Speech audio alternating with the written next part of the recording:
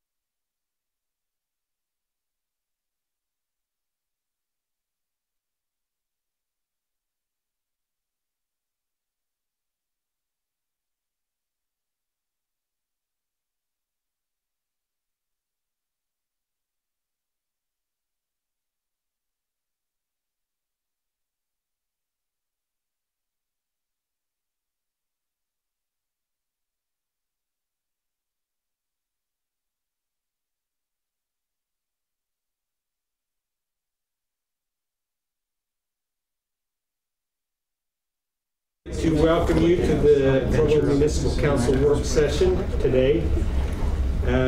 We are in the City Center conference room. Time is 1:08. We will begin with a roll call. Let's start with Cliff. Cliff Strachan, Ryan Jones, Dave Knack, George Handley, Elizabeth Van Orken, Gary Winterton, David Harding, Kelsey Zarbach, Kay Van Buren, George Stewart, Wayne Parker, Isaac Paxman. Mr. Chair. Very good. Dave Toole. Thank you, Dave. We will begin with an opening prayer. George, will you say that for us? Our dear Father in heaven, Father, we love thee and we're so appreciative of this wonderful city that we live in. We ask that thou might bless us in our deliberations today, that we might do what thou would have us do in a way that would be best for our citizens. We're thankful, Father, for the administration and the workers in this wonderful city. We ask you to bless them in their efforts and bless us to the council that we might do these same things in Jesus' name, amen. Thank you, George. We'll take 1 second and acknowledge our council director. Cliff, your birthday was last month, two weeks ago. The 4th of July. 4th of July. Canadian with the 4th of July. You're celebrating for our birthday. Thank you very much, and we wish you a happy birthday. We have a card for you, and then we're going to call on Bryce to help us out and get started. Is he here? He will be. He will be? We were looking for a leader. I will note for the record that I've been an American citizen now for about 2.5 years. I'm grateful for your Canadian heritage, though. Yep. That's good. We'll just wait 1 second, because you don't want me to start leading the singing for happy birthday. So I was hoping you forgot all about it. George, will you pass that down? And there's our leader. Oh, are we ready? We're all ready, my friend. All right. So somebody's had a birthday, our wonderful Cliff, dear. May Father in heaven bless you through all the coming years. Happy birthday to you. Happy birthday to you. Happy birthday, dear Cliff. Happy birthday to you. You can be part of that family. Thank you very much. We'll now move on to item number 1, a discussion on a citywide tax incentives and retail reinvestment. Cliff, you want to take a second and introduce Susie and Brian? I'm sure we all know Susan and Brian. We all know them. And Susan, I personally want to thank you for all that you're doing to help us with our impact fee reviews. It's been a pleasure. Council members, a month or two ago, Gary Winterton and I went to a presentation by Utah League of Cities and Towns in which they did some training on planning and other things. And Susie Becker was there and gave a presentation. I thought it was so good and so broad and steps outside of some of the economic opportunities that we normally consider. We've had a lot of discussions on TIF, but she had some other ideas that she was sharing. I thought it was worth you hearing some of the other economic tools that the city can consider using. And so we invited her to come, and of course she's brought Brian Becker, and I haven't met Brian before, but we appreciate them coming to take some time with you today. And Susie and Brian, come on up.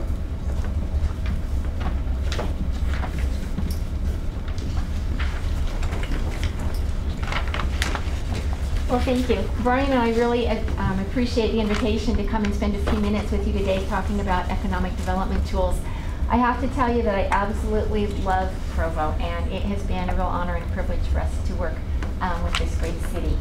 It will always be a second home for me and for my family, who's also spent a lot of years in this great community.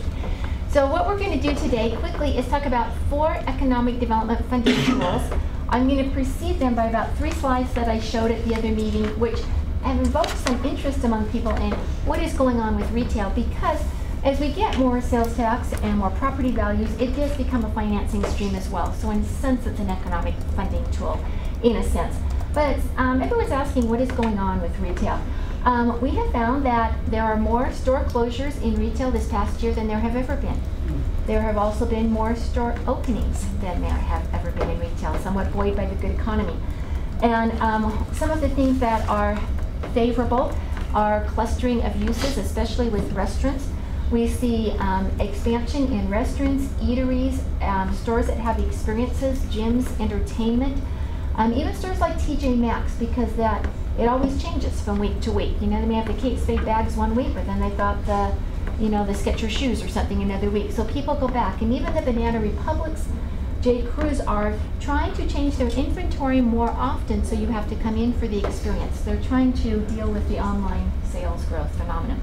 But anyway, when we have this clustering of uses, restaurants want to be near each other often, and rental rate premiums are being paid between 5 to 10% higher than perhaps in other areas. And I just talked about the retail experiences, where we see more thriving centers where we have these experiences.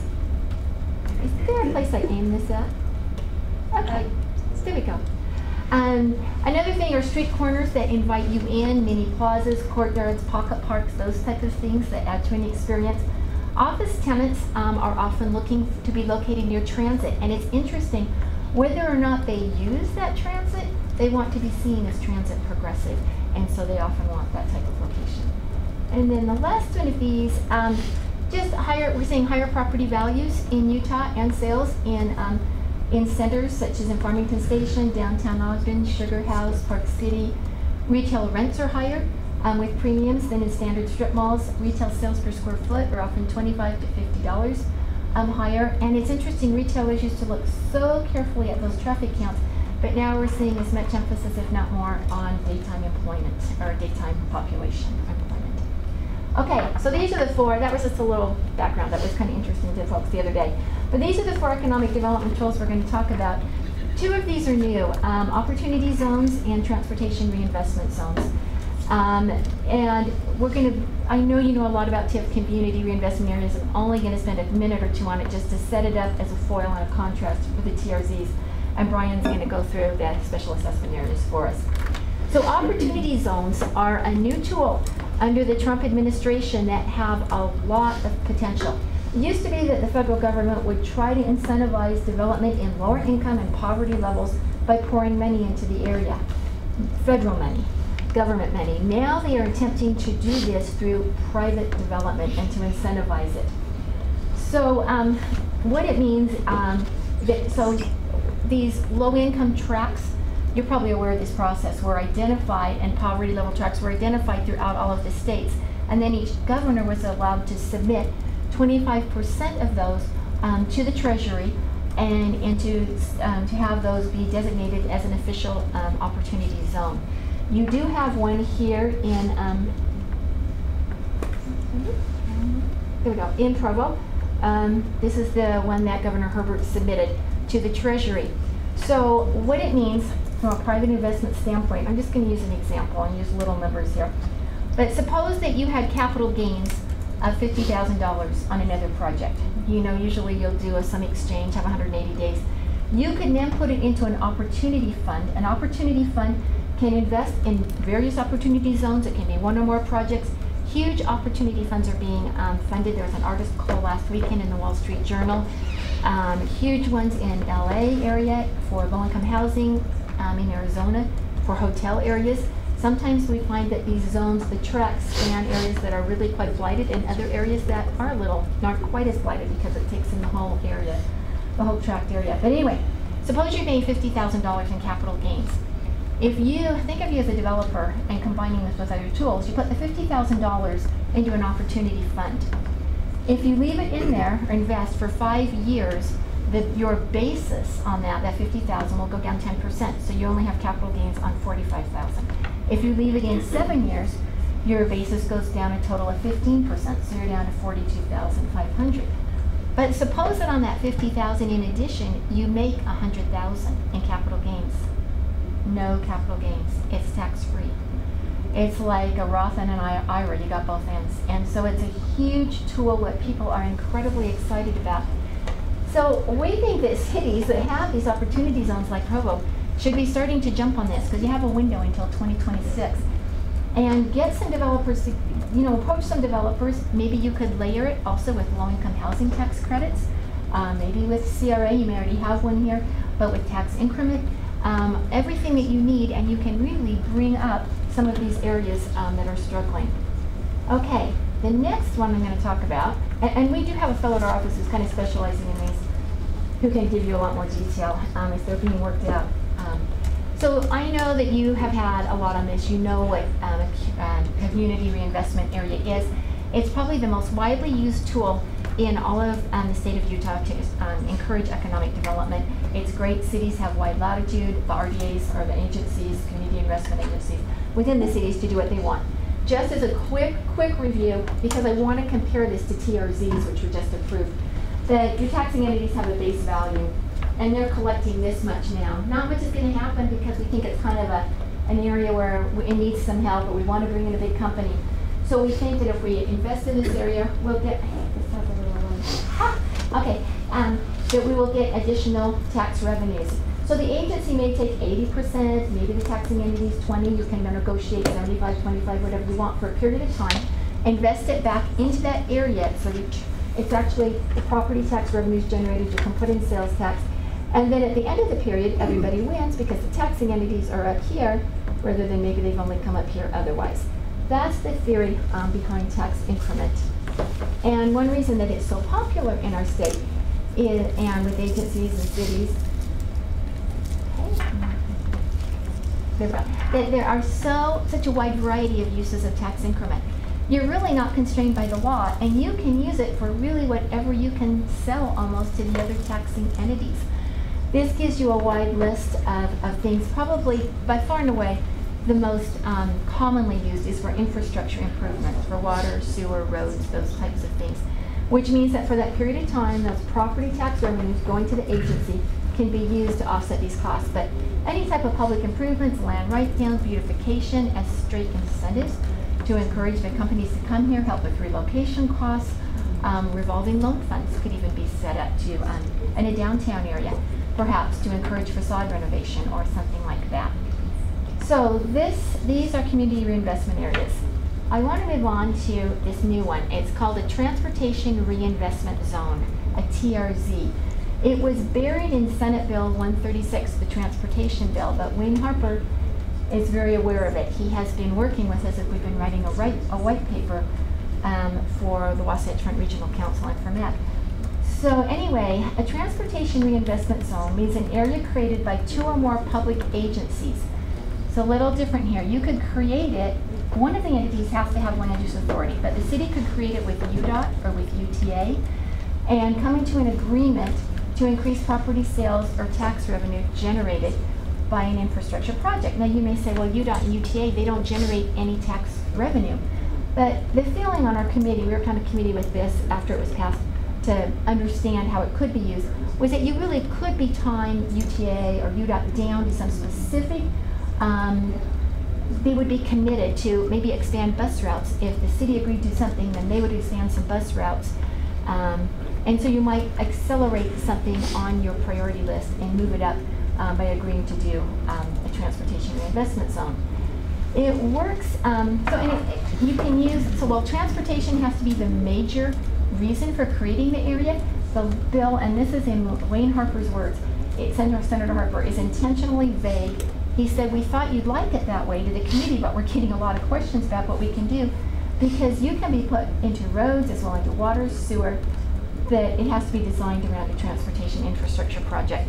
It was really motivated by New York and Texas and New York, when you put all these subway improvements in, what happens to the land up above it? When the city put all that money in, it went up in value and in desirability, and they felt that they should be able to recapture some of that money to offset some of the costs of the subway improvements or that type of thing. So when we first looked at it, we thought, well, it's a faster process. You don't have to have a project area plan. You have to have a public hearing, but you don't have to go through the 30 days noticing and all of that. How does it compare with the CRA, and what are the advantages and disadvantages? The one that's jumping out at people, there is no 10% housing requirement set aside. We do have some, you can't do eminent domain unless you do the blight study with the CRA. Here's the difference, it's TRZ, CRA. You can see that there's not requirement for the redevelopment agency to be involved, and there was concern at our committee meetings that they would lose some control, but they certainly could be. Anyway, I don't want to spend too much time on this. We have some concerns though with the 1082 analysis. These are the areas we still have concerns about that we're looking into. Do you still have to comply? You'll remember down here the old Price Oren lawsuit. We don't want to give away more than we're getting.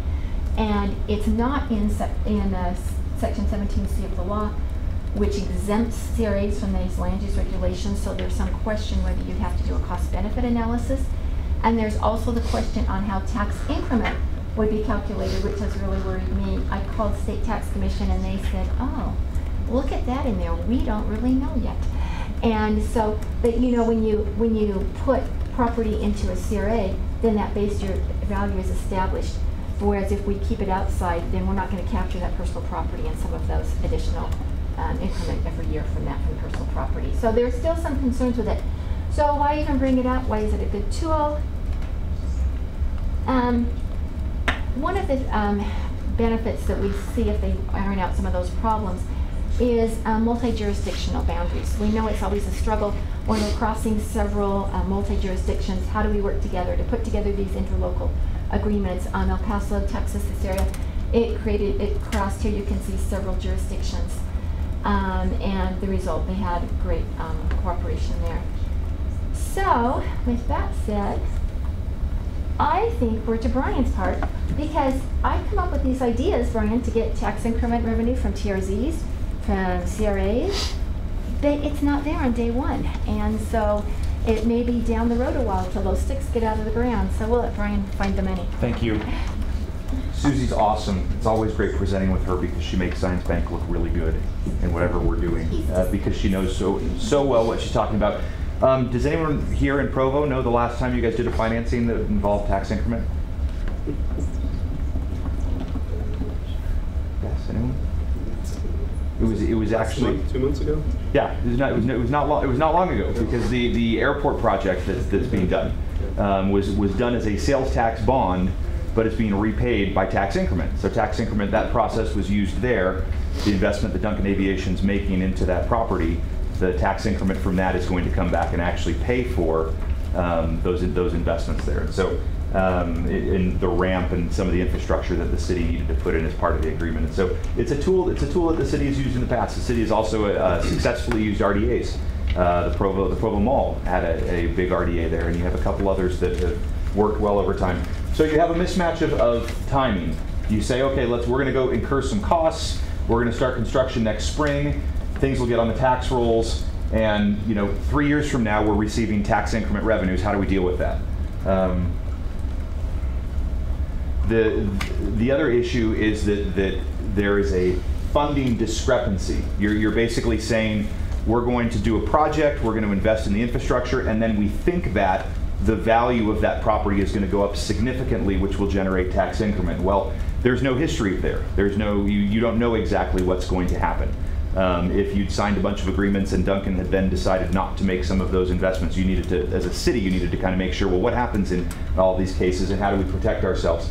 But for instance, in Vineyard, when Vineyard, they've done a lot of special assessment bond financing that's been secured by tax increment, and those tax increments were generated off of, the original financing was generated off of Lakeside 1, that one power plant there. And so there were questions when we were looking at the financing, like, well, what if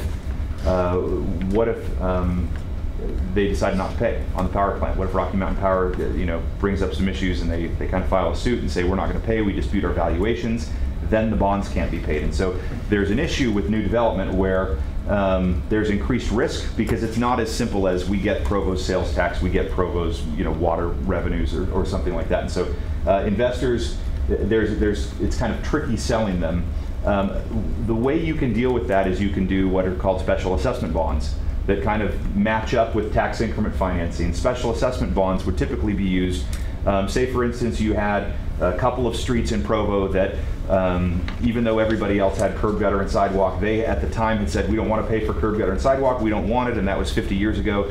And then the city either said, we want to have that now, or the people living there said, we'd like to have curb, gutter, and sidewalk. And you say, well, how do we tax everybody in the city to pay for your 3 blocks worth of curb, gutter, and sidewalk? Well, one way you can do it is you can draw a little box around it, call it a special assessment area, and then you would levy you give the cost of those infrastructure improvements, and you would put them and match them up with those who benefited from it. That's the way a special assessment area works. And special assessment areas, people can pay them off immediately. For instance, we'll do water projects up in developments up by Heber City where the cost of installing the water might be $5,000 per cabin.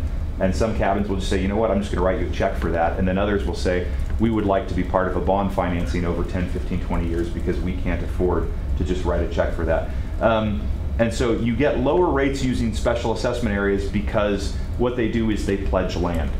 And so land is a very valuable resource. There's no more being made of it, I guess, except in Hawaii. They're still making land over there, but everywhere else they are not making new land. And so so what happens is you can go in and you can say, as was done with the mall, you say, we have a value here, and then we're going to have investors come in, and once they spend 10, 20, 30, 40, 100 so million dollars, there's going to be increased value there, and that can be captured through the tax increment process. And the special assessment bond process would basically say those tax increment revenues can be used to pay debt, but also the investor has the benefit of knowing that if tax increment didn't materialize, if the developers didn't put any money in, or if something catastrophic happened and everything fell apart, they would own the land if the bonds were unable to be paid. And that's a very strong incentive for investor, and it reduces the risk that they feel. And so this is a tool that we've seen a lot, using tax increment financing in conjunction with a special assessment area. Brian, yes. Question on that.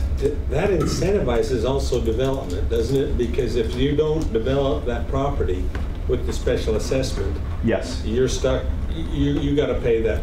Yes. Either way. So what might happen in thinking of kind of a new retail space, if you had a developing entity that said, we're going to develop this block, we're going to put a bunch of retail here, we'd like some help from the city with some of our infrastructure needs. And then the city says, great, we will help you.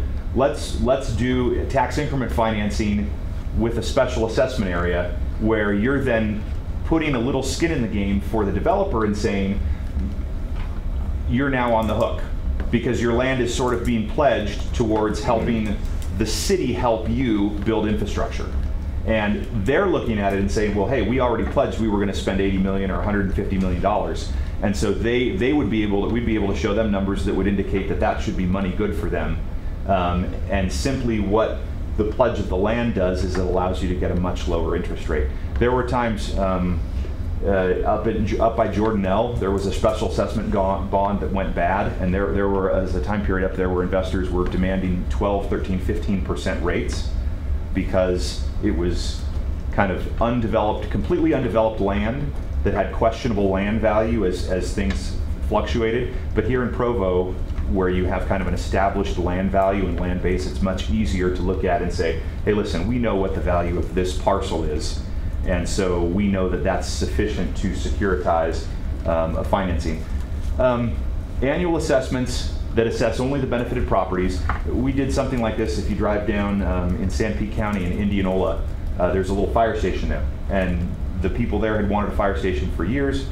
And the county said, well, how can we tax everybody to pay for their little fire station? They're not a jurisdiction. They can't do their own taxes. And so we did an assessment bond where we just drew a box around the little area, those communities that were going to be benefited. And the state was able to help us do a low interest special assessment bond out there.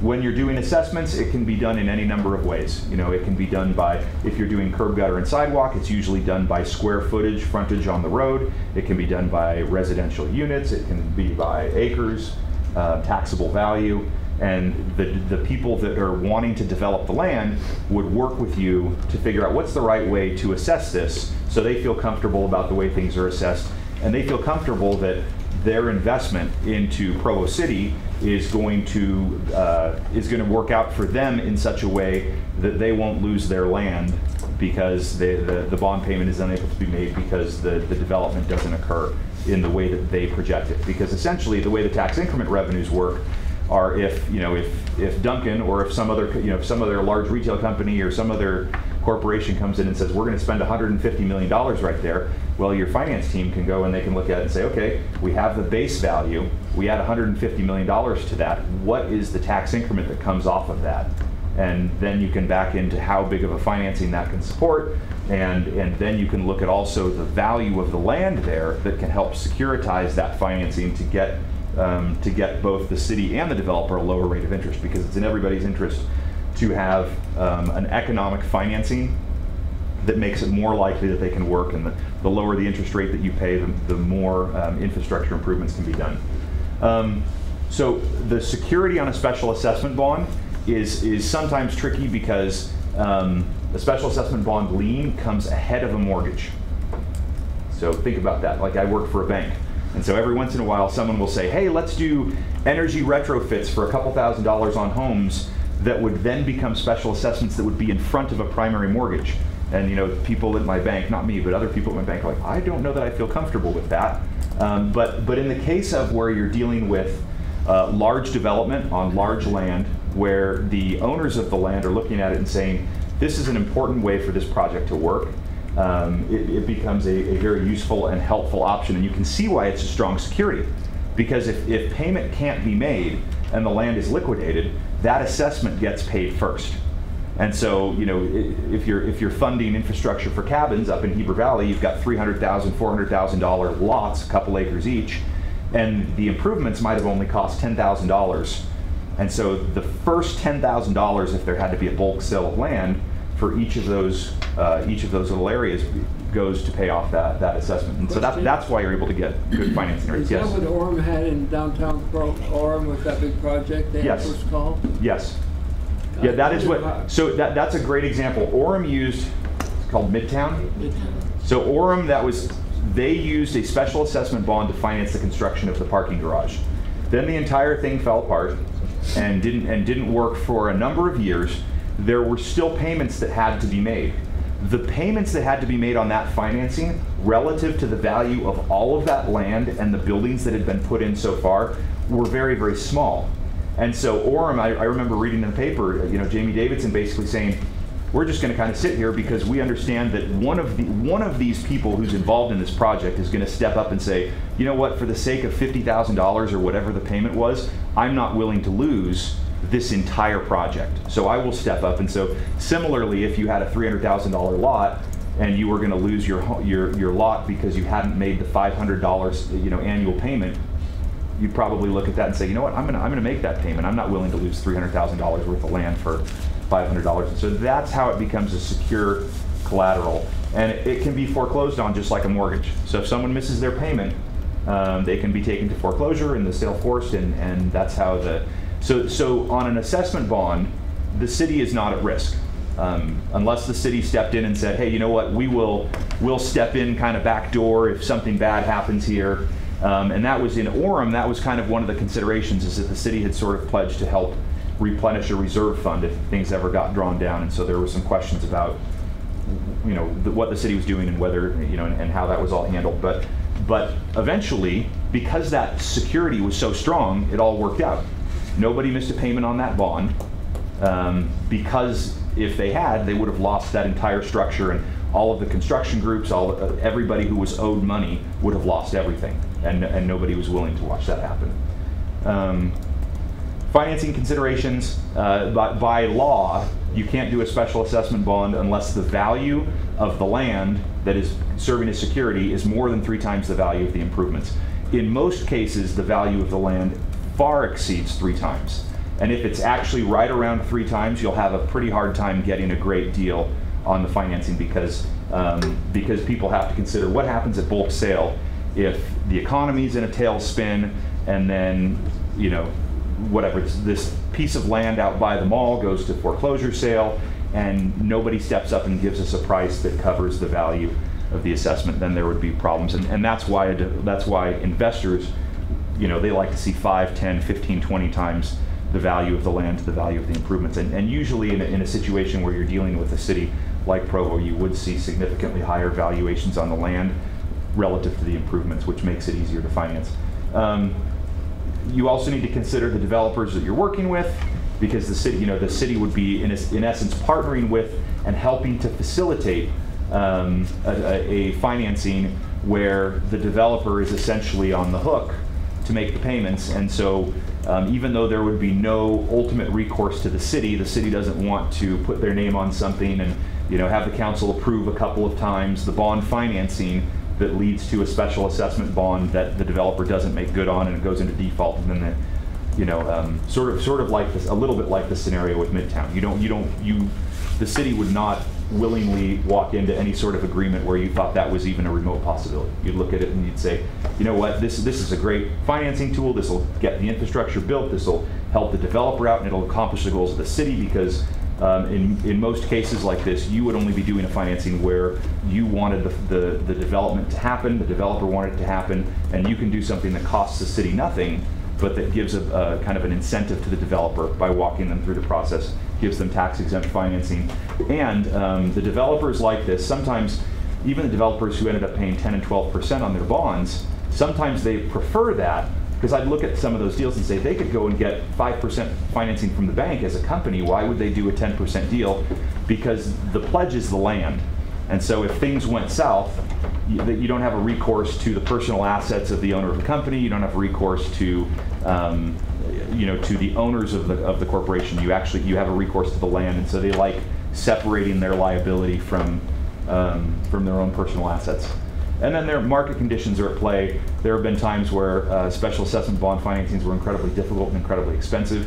We're not in that sort of a time now. We're at a time now where if there is a good project, if there's good value behind it, we can do financings at strong rates that would help incentivize a developer to move forward with a project where they might be on the fence, or where they might say, you know what, we can't quite make this pencil.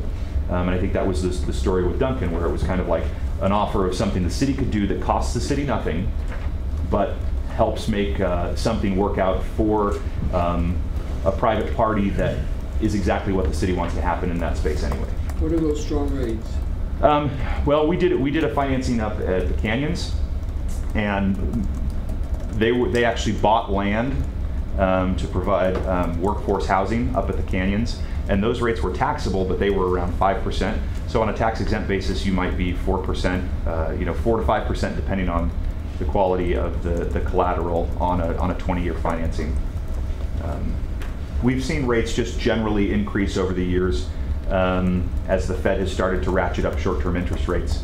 It's anticipated the Fed will increase rates a couple more times over the balance of this year, which is great for the city's interest earnings. For many, many years, interest earnings was a big component of your budget, and then rates fell to zero and interest earnings kind of disappeared, and now interest earnings are finally back. You're earning 2.5% in the PTIF, and as short-term rates increase, that doesn't help you when you borrow, but it certainly helps you on all of the assets and reserves you have. So some of the terms of structure, you can borrow capitalized interest. So if they were going to spend a couple of years building the project and you wouldn't see the increment for a few years, you can borrow money to make the interest payments over that time period. Standard level debt service, and anyway, happy to answer any questions, but it's a tool that we've seen used a lot. I think we did a presentation on economic development a number of years ago where we said, as a city, you can be as involved in economic development as you want, and you can either be kind of hands-off and provide tools that the developers can use, where you're providing them a benefit to be involved, but you are not handcuffing yourself to that development and putting yourself financially on the hook, and that seemed to be kind of where the city felt very comfortable. There are numerous cities in Utah that have done things like pledged to replenish a reserve fund if a bond was not able to make its payment based on the development that was going on there. And those are things that would give the development, the bond, lower rates, but they'd also kind of in a backdoor way obligate the city to be a participant if things went south on a financial basis. And that was something that we discussed before, that the city kind of felt, you know what, we're comfortable providing tools, we're comfortable providing help and facilitating tax-exempt financing for development where it makes sense and where it lines up with our goals. But there are options if the city looked at it and said, you know what, we feel so strongly about that project that we would be willing to kind of put something on the line, but that has not been Provo's. That's what you said we did with Duncan. We have used tax increment in other areas, but we haven't bonded for it lately. Yes. Other than that one. That was the one we bonded for last. Yep. Okay. Happy to answer any questions. Any questions? Or? Hey, Brian? Yes. I wonder if you might just explain why the city used sales tax revenue bonds versus tax increment. You kind of inferred it. It might be good to just kind of... Yeah, absolutely. So the city has a variety of arrows in your quiver. If you need to finance something, Provo can use a municipal building authority where you kind of have a shadow entity that actually issues the debt, and then the city makes lease payments to that entity. You have sales tax revenue bonds. You can do real property leases. You can do certificates of participation. There are a variety of things you can use. In the case of Duncan, we had to look at how much tax increment revenue was going to be generated on a project that the city felt very strongly about, not just for Duncan, but also for kind of other things that might happen at the airport in the future. And so as a result, the amount that the city could borrow through a tax increment financing based on what the estimated incremental revenue was not sufficient to do the whole project, because you need to have a coverage factor. Investors don't want to see, if you told an investor, hey, I'm going to have $10 a year and I'm obligating myself to make a $10 a year payment to you, that makes the investor very nervous, because if there's any hiccup or any variability in your revenues, then you are going to miss a payment and default on your loan.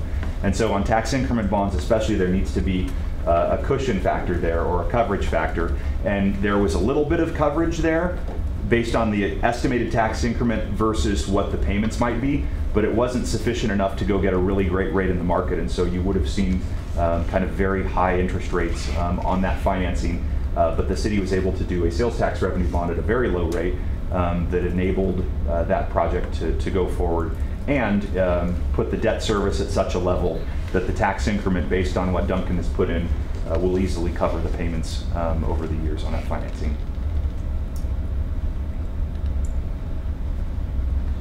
Okay, very good. Thank you very much. Appreciate you two coming in and helping us with this. We got a lot of things going on right now. We may be needing to deal with some of these things as we go in the future.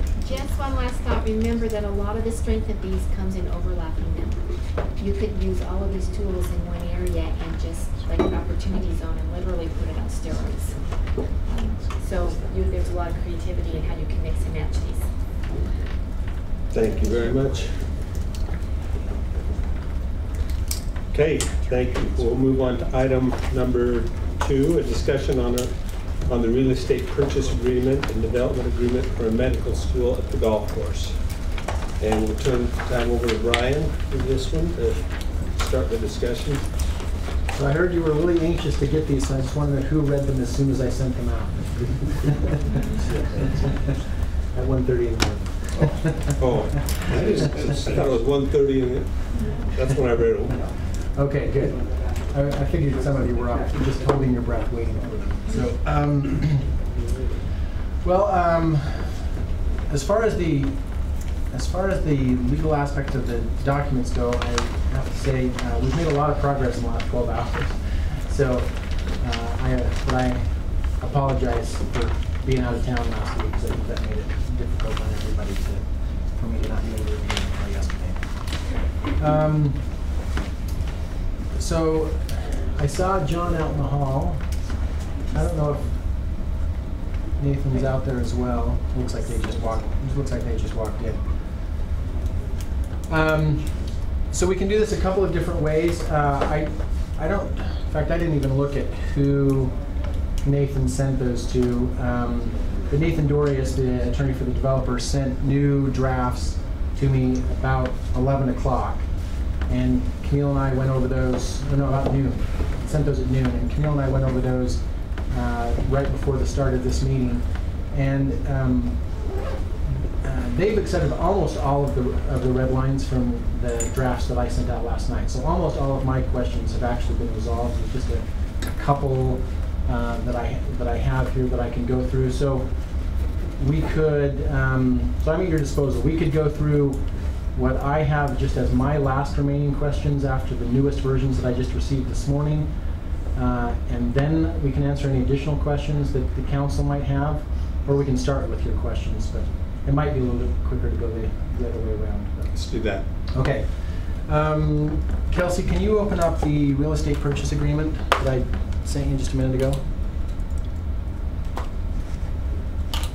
So as I said, pretty much all the changes from last night's red line were accepted. If you can scroll down to 2.1, John and Nathan, this is, go back up to that red line language, see if you can get the whole thing on the screen at once. Might have to, there we go. This is brand new language, even from your draft an hour ago, in response to an email from Scott Henderson, clarifying what exactly is meant by the cost of relocation. And Scott was worried that what we currently had in there didn't fully capture the fact that just building the new holes doesn't cover all of the costs of moving the holes. And that's been the discussion from the beginning. The Okay. cost should be the cost to move the holes, any pipes that need fixed, any signage that needs to happen, moving the green. It's to get the course playable to the place it is now. So that's the concept. Any of what we've concerns always with been. this I language? don't know. That's Okay. consistent with all the conversations we've had. Okay, great. I just wanted to cover that really quick. And then Kelsey, if you can scroll down all the way to 4.1b. I'm going to apologize again. I'm going to ask a couple questions here that I think have already been debated, but since I wasn't here, I just want to, for my own peace of mind, confirm that I understand what the discussion was. So this is in the right of first refusal section, and the particular question is this phrase of in no case longer than 180 days. And what we're talking about here is that if the city receives an offer and we provide notice to the developer of the medical school, and they come in and give us notice back that they want to exercise the right of first refusal, then under this term they would have 180 days to do all of the things that are down in paragraph C before they would be obligated to actually close on the property. And Nathan indicated to me that this was discussed last week, but I just wanted to make sure that everybody's okay with that time period. Brian, just to clarify that, I mean, the idea, the language before that is what really we're relying upon. I think we put in a time period because there was a question of whether we should have a cap on the due diligence, so we just put something in. And right. We're comfortable if we reduce that, if there's a comfort level, something, we just thought, well, gosh, that's more than enough time to do anything we need to do. But the idea is that if we accept that the parties will decide on the closing date, and we'll just work toward that date. Right. If that's helpful. And part of it is, we just think about how long it took us to get these documents together. Right. Just thinking out loud. Right. And I don't have any strong objection. I just wanted to make sure. So, thinking it through, the part where it comes into play in my mind is, again, who knows where the offer is going to come from? But you could have an offer. We could give notice to the developer. They could say we want to exercise our right of first refusal, and 6 months later they could say, hey, we've done our due diligence. Now that we've done our due diligence, we've decided we don't want to buy it. And at 4 months, the other offeror walked away. Right. So that's the only concern I have with the 180 days. But again, it's just a policy issue of whether you're comfortable with 180 or you want it to be something less. Hearing none, I guess we'll move on. The shorter the better. I think like short. Huh? Yeah, I think the shorter the better would be for looking out for the city. And I do understand 180 days, that's 6 months. Do we need? So we're okay with the shorter time period. What we don't want to do is get caught in a catch-22 where you want to do it, but you put the time frame so short that you literally just can't get sausage made in that time period. Right.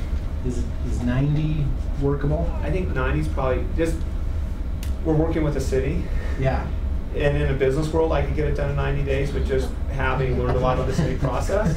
Right. How about 120 days? 120? Let's do 120. That sounds good, Brian. Okay. Are you saying we're not fast? No, what I'm saying is If he isn't, I am. No, what I will say is, and this is a compliment, you guys have a lot of constituents, right? You have the council, you have the mayor, you have her staff, you have all the different departments, and it just takes a lot of time to get everybody up to speed. And it's just a necessary evil as part of being a city. So there's no complaint, because I would say that we've worked hard for 2 months to try to get this done tomorrow. Like all of us, let's get it done tomorrow, but it was literally as fast as humanly possible just because that's what it took. Okay. Okay, I changed that 120 in my draft. And then, Kelsey, you can go down to just above 4.2. Again, this is just another issue I want to, so it's not showing up on this version because it's deleted, but there was, again, this is in the right of first refusal, there was a paragraph here in the original draft that forced the developer, if they exercised the right of first refusal, to enter a restrictive covenant on the property that said that they wouldn't use it for the new property that they're buying as part of the right of first refusal for anything other than the same purposes that they're buying the northern wedge now. And my understanding is that in last week's meeting it was decided to go ahead and just take that out and say if they exercise the right of first refusal, they'd be allowed to do anything that the zoning allows them to do. That's my understanding. And is it, okay. I just, maybe articulation will be here. The zoning right there don't be a PF, so the zoning have to change form to do anything, basically. Right, right, exactly. And so that's. So what does the clause say that says anything the zoning allows?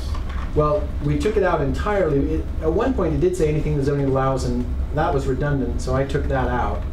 And then, but then there was a version of the clause that said they could only do what they were doing on the northern wedge. They could basically only build medical school related facilities. Or office buildings. Yeah, office buildings. And I think the origin, the evolution was we had put in a provision asking the city to do that because our concern, as expressed last week, or asked that was denied, which is fine, was, hey, if we're not the successful purchase, can you at least make sure such and such doesn't happen? And the overwhelming response last week was, no, we don't run into that. We're not going to buy another council. We're not going to buy into anybody else. And we had a mirroring provision for us in there. So we pulled out the city, we pulled out ours and thought, well, we'll just live with, if and when that ever happens, 15 years or 20 years from now, we'll live with whatever zoning it is, and we'll have, like Kay said, we'll have to come to you guys and say, we're petitioning for an amendment to the zone to do this, this, and this. Yeah, it's gonna get it, or we won't. It's going to be PF, so they're going to have to come for a zone change with whatever they propose. So we're just subject to the city processes to approve what we want to do at the time. So I don't necessarily think that, I'm not bringing it up because I think the city is missing a protection by deleting it. I just wanted to make sure that we were on the same page. I think we understood. Okay. And then my last comment on this document, all the way down in section 8. And I mainly raised this now, not because I'm still unsettled, but because I made such a big deal of it in the middle of the night last night. I was really worried about how open-ended this time frame for tests and studies were. Due to changes that are now in the development agreement, which I haven't shown you yet, well, actually they're in this agreement, I just didn't point it out.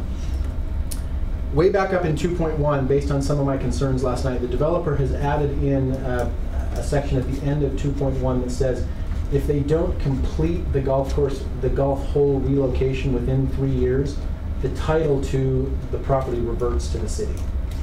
And so because of that, because we now have that reversion clause in, then this is no longer open-ended, and this paragraph would only apply during those 3 years. My initial concern was that in theory, you could take 20 years to relocate I mean, I know nobody wants to do that, but in theory, you could take 20 years to relocate the holes, and you could do tests and studies the entire time, right? So that was my concern about this phrase, but I'm not concerned about it anymore, but I made several comments about it in last night's version, so I just wanted to point that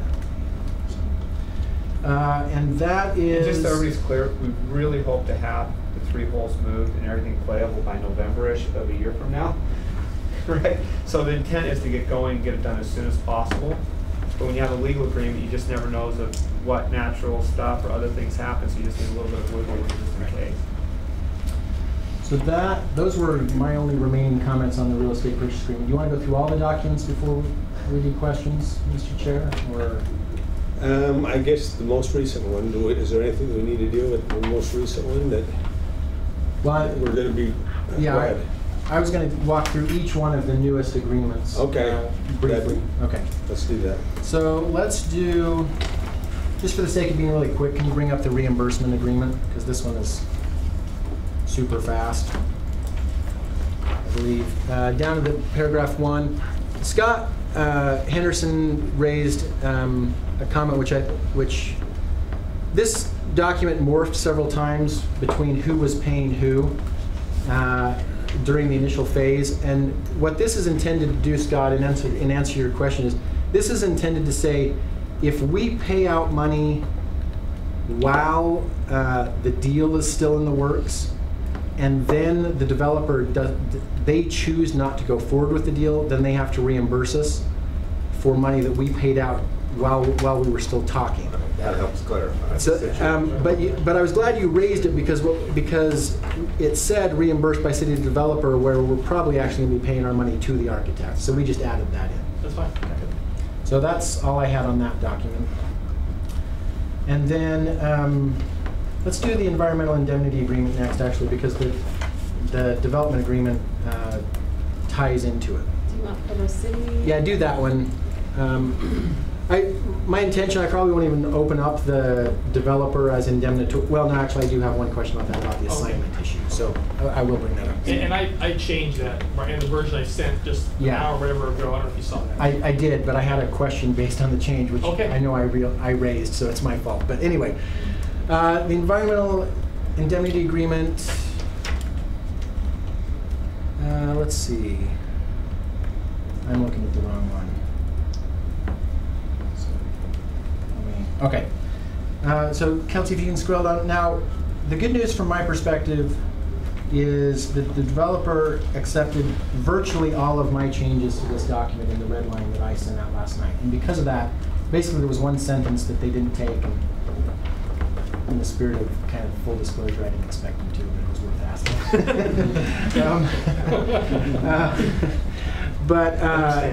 Yeah, I'm actually pretty comfortable with this document now that all of those changes have been accepted. I did have just 2 questions, and one of them was Nathan, in your email to me this morning, you talked about known expenses, accepting expenses for known mitigation of methane issues. And although I think everybody knows that that's the case, I'm not aware of anywhere in the documents that it actually says that. I'm not either. I think it really was just implicit that you're only on the hook for hazardous material issues, which Right. I don't think we have that with methane gas, but So I'm just wondering if we ought to put it in somewhere. happy to do it, yeah, because that's the deal. I mean, that's what Okay. What the understanding is, so Yeah. that's fine. Okay, so I just like that documented somewhere. I don't know if this Okay. is the right place, but I just threw it out here that I think we ought to document that somewhere. I think we probably ought to put it, Brian, in both the indemnity agreements. And yeah, I agree. So I'll put that in both. Okay. And then, Kelsey, Can you just explain that a little bit better, Brian?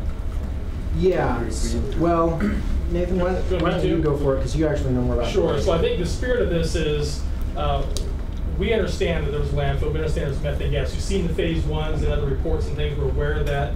We recognize that, like when the Boyer Group was looking at doing stuff there, they had a plan in place to mitigate that methane gas with some additional lining and things, the foundations, some ventilation, whatnot. We're taking that on. We don't expect that we're going to show up at this property, start digging, and say, oh, there's methane gas? Well, city, you need to come in and pay for this. We expect that, we understand that that's an issue that's already there. We're building that into our costs to deal with and not the city. We're only concerned, like we've said since day one, and what we don't know. And so that's the idea, was we understood that, and I think we had agreed on that, at least in concept. But as Brian said, I don't think we've ever documented it in here. Yeah, I just Will this agreement overrule EPA or federal agencies? No, in fact, I think that's what Brian put some language in there that basically says, hey, we're agreeing to do, you cover this, we'll cover this, but we both recognize that we can't absolve ourselves of what law won't let us absolve ourselves of. But the methane stuff, they can absolve themselves of, that doesn't Yeah, fall in that yeah. category. And that's why I want to make sure that the methane stuff is explicit, because even though I've heard it mentioned before, it was Nathan's email to me this morning that made me realize that it's never been made explicit in the agreements. So we have to put it in. So other hazardous materials, asbestos. Right. Underground storage tanks, things like that. Yeah, things that we don't know about. So with this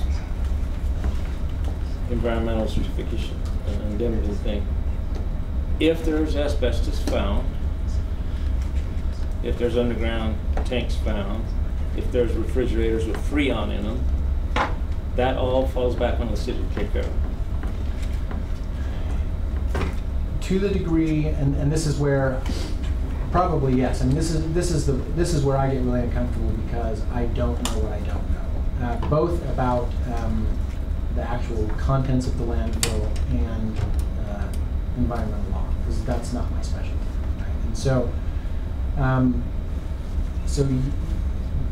yes, you are correct in saying that if something is discovered that federal or state law requires to be remediated, and the violation of the law, if it's not remediated, arose because of something that happened while the city was the owner of the property, that the city is going to be on the hook for the remediation, which is already the case, other than the issue that Already the case. is less likely to happen. We're not changing the use. Right. So that's a big factor. We're inviting someone to come in and dig this up, knowing that we've invited others to dump there for 20, 30 years. Right. And asbestos was dumped there, refrigerators are dumped there, tires are dumped there. We know that. And so now we're inviting somebody to come over here and get a track hoe, dig it up. What they find, we're saying we'll take care of it. Subject to the limitations that we've put in this agreement. Yeah. I don't think it's limitations, or, I mean, they won't. No, they're they're- very little. I mean, there's no limitations in this agreement. Well, there's a lot more. There are. There's a lot more this morning than there were last night. But you're right. I mean, we don't know what we don't know, and there's risk, right? And that's been my concern about this particular agreement from the very beginning. But, and I guess this is the clarification I want to make about the agreement versus the deal, right? Is my goal from the very what I was worried about from the very beginning about this agreement was that this agreement would somehow, based on the previous drafts, that it would actually increase our liability.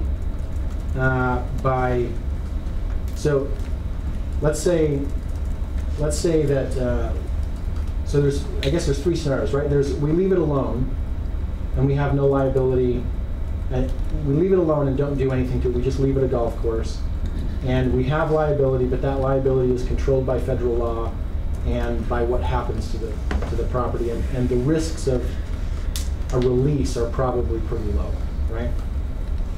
Scenario B is we don't have an environmental indemnity agreement, but we allow the construction to take place. Again, federal law governs what liability exists if there's a release, and we would have some liability, but it would be up to the law to decide what that is. But as you're pointing out, the risk of a release increases, right? Scenario C is we have an agreement and we allow the development to take place. My goal in looking at this agreement was not to worry about whether or not the development should happen. I wasn't trying to, because that I think is not my question, right? Not my issue. What I was trying to do with my review of this document is make sure that we don't have more liability because of having the agreement than we would have if we didn't have the agreement.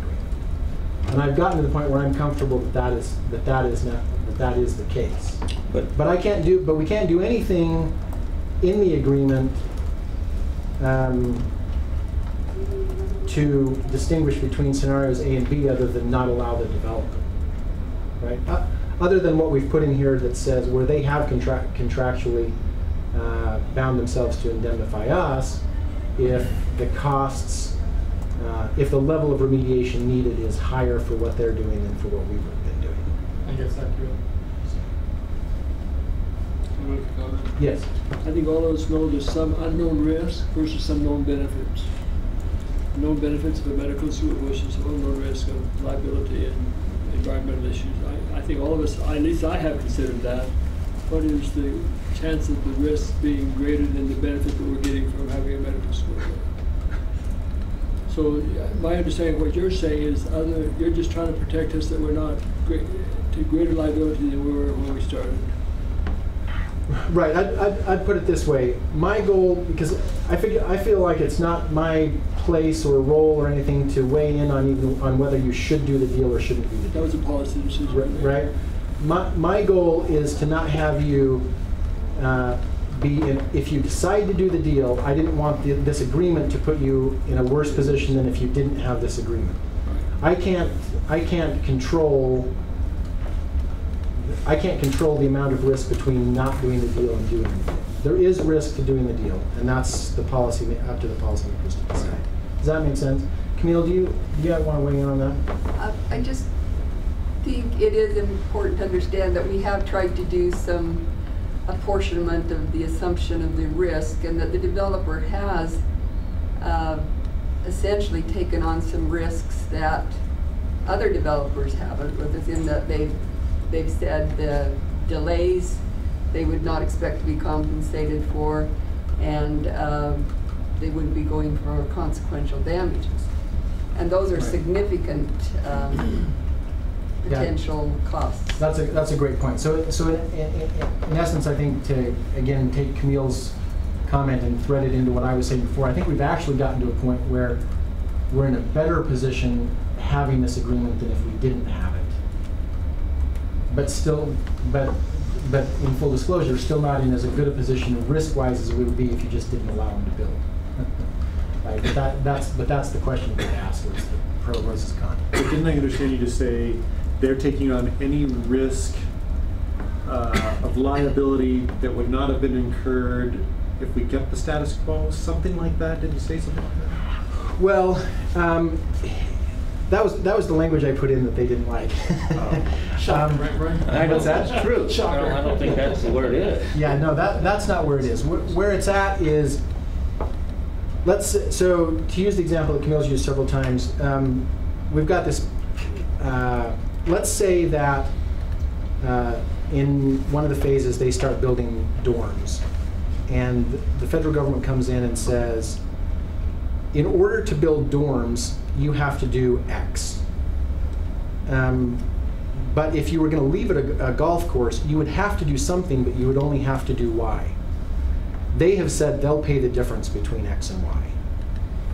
But we pay Y. But we pay Y, and which is what we would have had to pay if we were still a golf course. Except that if they had never come in and started digging to build the dorms, Y might not have ever happened. Ron, can I ask a question? We keep saying we need to remediate it to a golf course level, and then they'll do the difference. But I don't see that really saying that they'll do the difference. Is that really in there? And then secondly, we've already remediated a landfill to a golf course level. So Right, that's already been done. Yes, I agree. But again, and this is where we're accepting new risk. You're accepting risk by the mere fact of allowing the development. Because what we're assuming here, we've remediated it to a golf course already, but if somebody comes out and digs a hole, and the digging of the hole creates a condition that you no longer could use it as a golf course, even if you filled the hole back in, then we would. So, does that make sense? Then we suddenly then we have some liability. Seems like build a golf course over landfill. You assumed risk when you did that. I mean, there was inherent risk in building a golf course. Absolutely. And that's why we capped it, and that's why we chose to do a golf course. But we still had objects floating up into the ponds, and I mean, it didn't seem to me that we did that without taking some risks that would have continued. Well, we're taking a huge step from capping a landfill to a golf course. I agree, but I think that's also, you know, I think what Mr. Stewart was getting at about benefits versus. And I guess that's where the disagreement is. The benefit of a med school, the benefit of assuming this huge liability. Yeah. For the citizens of Provo. I mean, I don't even care about the golf course anymore. But to somebody like I laugh because I thought, poor Scott, he's sitting right there. I just heard you say that. I know Kate there. To be honest with you, he told me the same thing.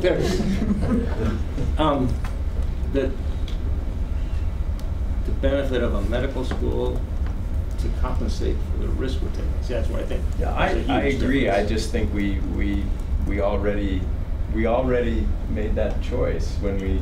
I mean, I know you had strong opposition, but I mean, well, we made a choice to go further, but we've never had an agreement that specified everything. Right, but maybe you can help weigh in on this, Brian.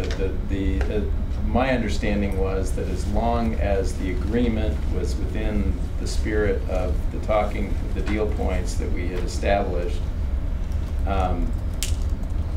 we were sort of honoring. We were going to honor the initial decision. Well, I'd have to go back and look at the exact wording. I think that's what the motion expressed. I think that was an expression of intent. I'm convinced that would be legally binding, and you couldn't back out because you couldn't back out. But because I think the way I would reframe it, I guess, is that there wasn't a lot of discussion back then about what the risk actually was. So if if in your discussions now you're feeling like the risk is greater than at the time you voted for that motion, you understood it to be and accepted it to be, then I think you could say that this agreement is not in keeping with what you felt like you were voting on. But I mean, we didn't know. We still don't know what we don't know, but we had discussed the possibility of some unknowns there, and we understood. At least I can speak for myself. I understood that agreeing to move this forward involved agreeing to a certain amount of risk in stirring up the landfill, which frankly was my biggest reservation all along. It's just that I kind of resolved that unease by hoping that the agreement would be satisfactory and that the benefits would outweigh the risks. Right. But I still acknowledge the possibility that our liability is undefined in any precise way here, and I think that's a concern. Anyway, I wasn't convinced. When I heard stories of things floating up in the lakes, I was not convinced, and maybe I'm wrong in this, but it just seemed to me that somewhere along the line, the landfill, putting a golf course there, maybe there weren't all the proper steps taken to ensure that there weren't risks. I don't think they were at that time. Gary? Yeah, George. I don't think Kate bring up any other risks that we discussed when we decided to go ahead. These are the same risks that I heard months ago, and I believe that we agreed to go ahead knowing these risks, but doing what you've been doing is making the risk as minimal as possible based on the agreement. And you said we have not increased our risk from that time. We've decreased them really. Right, I would agree with that. I think with these agreements we have the minimal risk we can have if we let the development go forward. Had we not done these agreements, we would have had, the risk had not increased with the agreements. Right. That's mine. Dave? So we talk about the old golf course, or the old landfill that we turned into a golf course, and the garbage floating out. But I remember another scenario, and Wayne or whoever has the institutional memory, and maybe you remember, George, at one point, due to settling, we had to come back in and spend like $1 million to redo all of the sprinkler pipes in the whole golf course. I don't know if I heard that. I don't really have either. Just Brad out there. There was Anyway, if they have to come back and do. I know it kind of in the mid-90s, early 90s. I don't know what the basis of it was for, but that sounds about right. Would be my guess on that. That was due to settling. Yes. Yeah. So just overhearing. Sorry, the ponds. We talked about the tires coming over the ponds. The ponds were never properly lined, so that's why you're seeing, the things that we're seeing now, where tires and stuff like that are popping up. But in terms of a refrigerator or a car or a drum, we ran into all of those things during various projects, like maybe putting those pipes in, and they're only some areas 2 feet, 3 feet into the soil. So it's depends on where the shovel goes in. So the reason I brought that up is I just wonder if we have any idea of what our liability would be, and if there was any way to limit that. I mean, what do we hope to get, and what might we be on the hook for? And is there any way to say, gee, our liability would not exceed 1 million or 2 million, or can we put a number on it? Is that possible? Well, I guess two things. One, we've asked the developer for it, and they haven't been very excited about that. Two, even if they agreed to it, it could get trumped by federal law. And then, in answer to your real question, I don't think there's any way to know other than to hire an expert to come tell you. Right? I think you would have to, because, again, I don't have enough expertise to say just because if they go down and start trenching, just because they run into a refrigerator, I don't know that causes any remediation to be necessary, right? I mean, you would need someone who is an expert in federal environmental law about what actually constitutes a release to come in and look at the contents of the landfill, what might constitute a release, how it would get released, and what the possible liabilities for that happening would be. I don't know any way to assess the risk other than to do that. So when you were dealing with the Boyer company, we're on the same land. What were the discussions then about this topic? Does anybody remember? I wasn't involved in that. The only thing I recall was that the initial conversation was about a building technology that would not have required wholesale excavation. The intent was to put geopiers down and build the building on top of the geopiers. So I think there was a perception that the risk would be substantially less by putting these geopiers on 4-foot centers or whatever it was, and so you're disrupting a relatively small part of the landfill footprint. If instead you're thinking about excavating and backfilling, then that's a substantially greater potential for problems. Can I have Brett comment, Brett? What's our So, current strategy? Under the buildings, we're gonna have to excavate quite a bit, but just under the buildings. Underneath landscape areas, which a whole bunch of this project is, it'll be very, very minimal from a stirring up, the old landfill. And even under the parking areas, asphalt hardscape areas, we might be talking 2 or 3 feet. So it's really similar design with what Boyer was doing, using geopiers and those type of things. So the intent is not to stir up, every piece of trash. Reality is, it's been how many years since the landfill was closed up, and there hasn't been oil pop up in the ponds, right?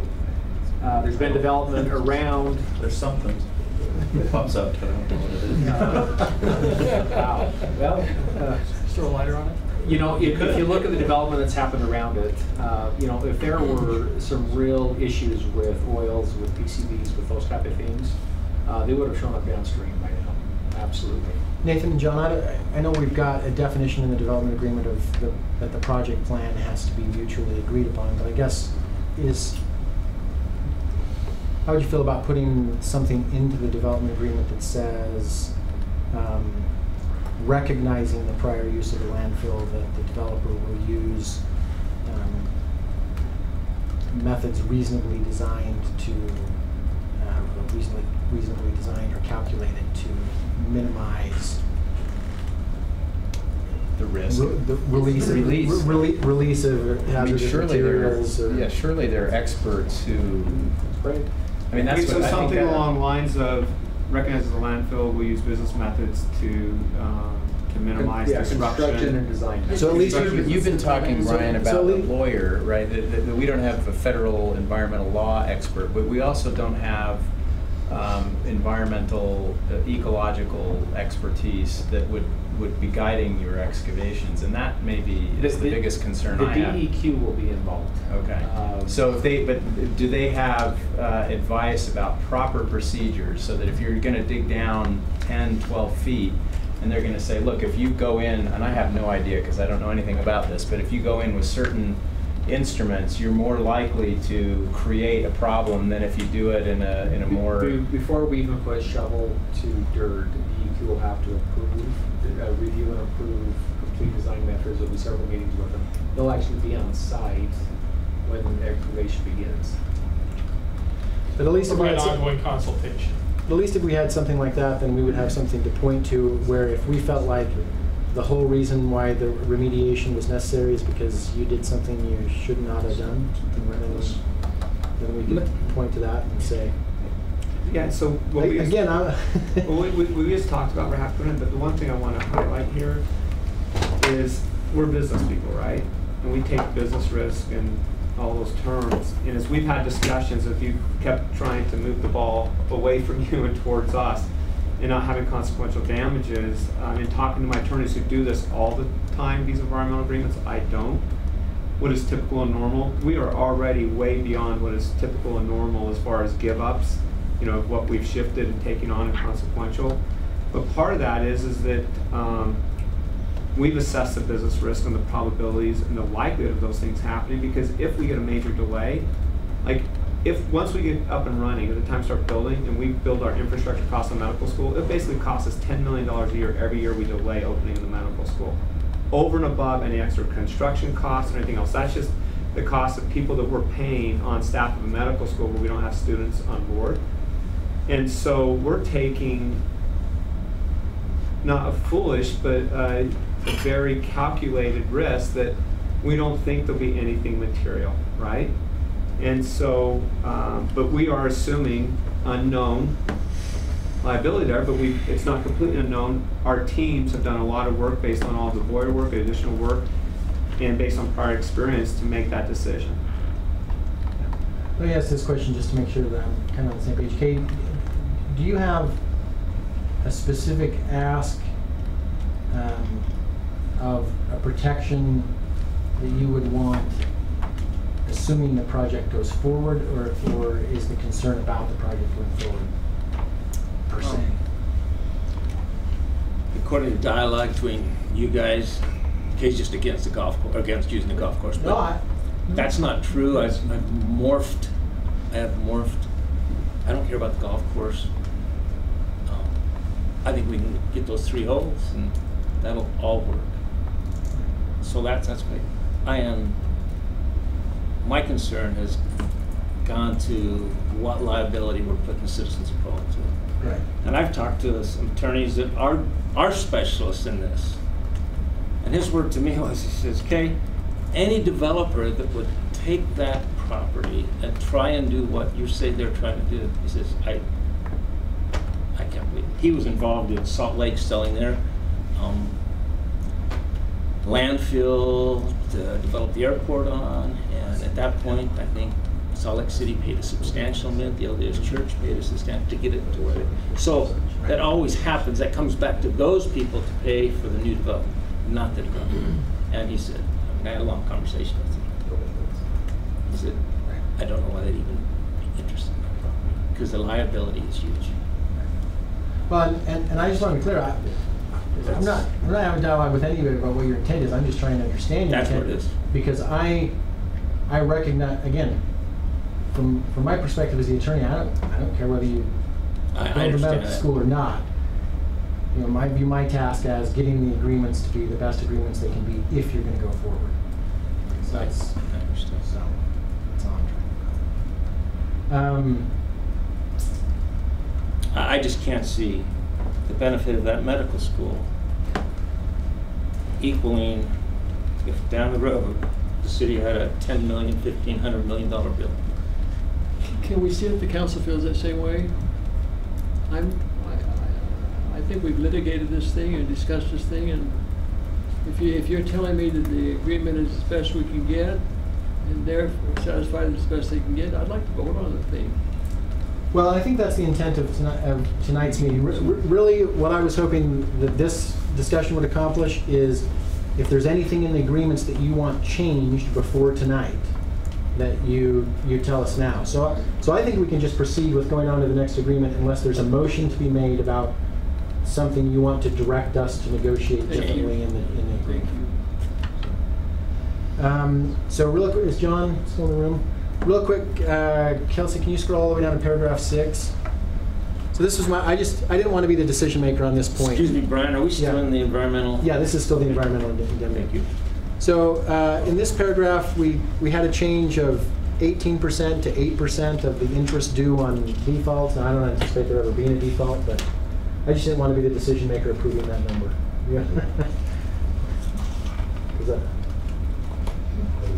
Seems like a lot of time in agreements the city does, it's like 1 or 2%, but I don't.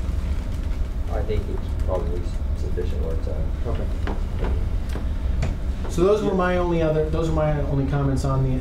Brian, can I just ask Yeah. where 18% seems to be the norm in most agreements we see come through the city, at least from a purchasing perspective? Is there a reason we're going to 8?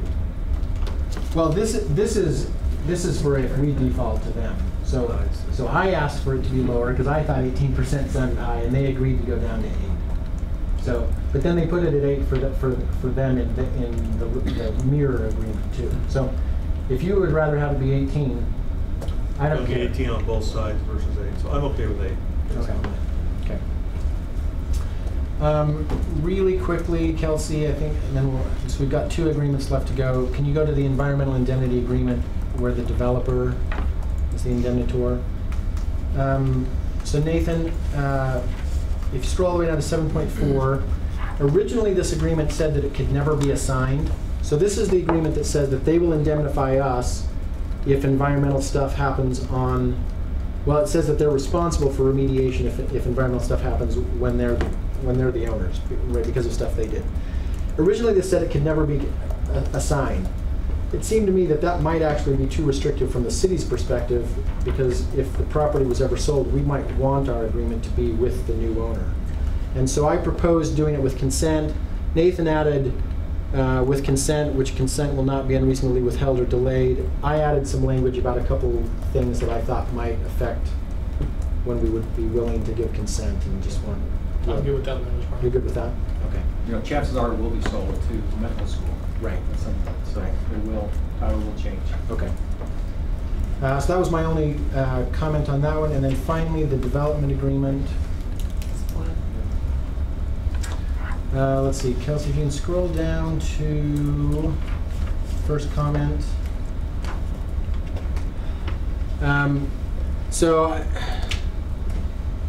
This is really the same topic that we just discussed at some length.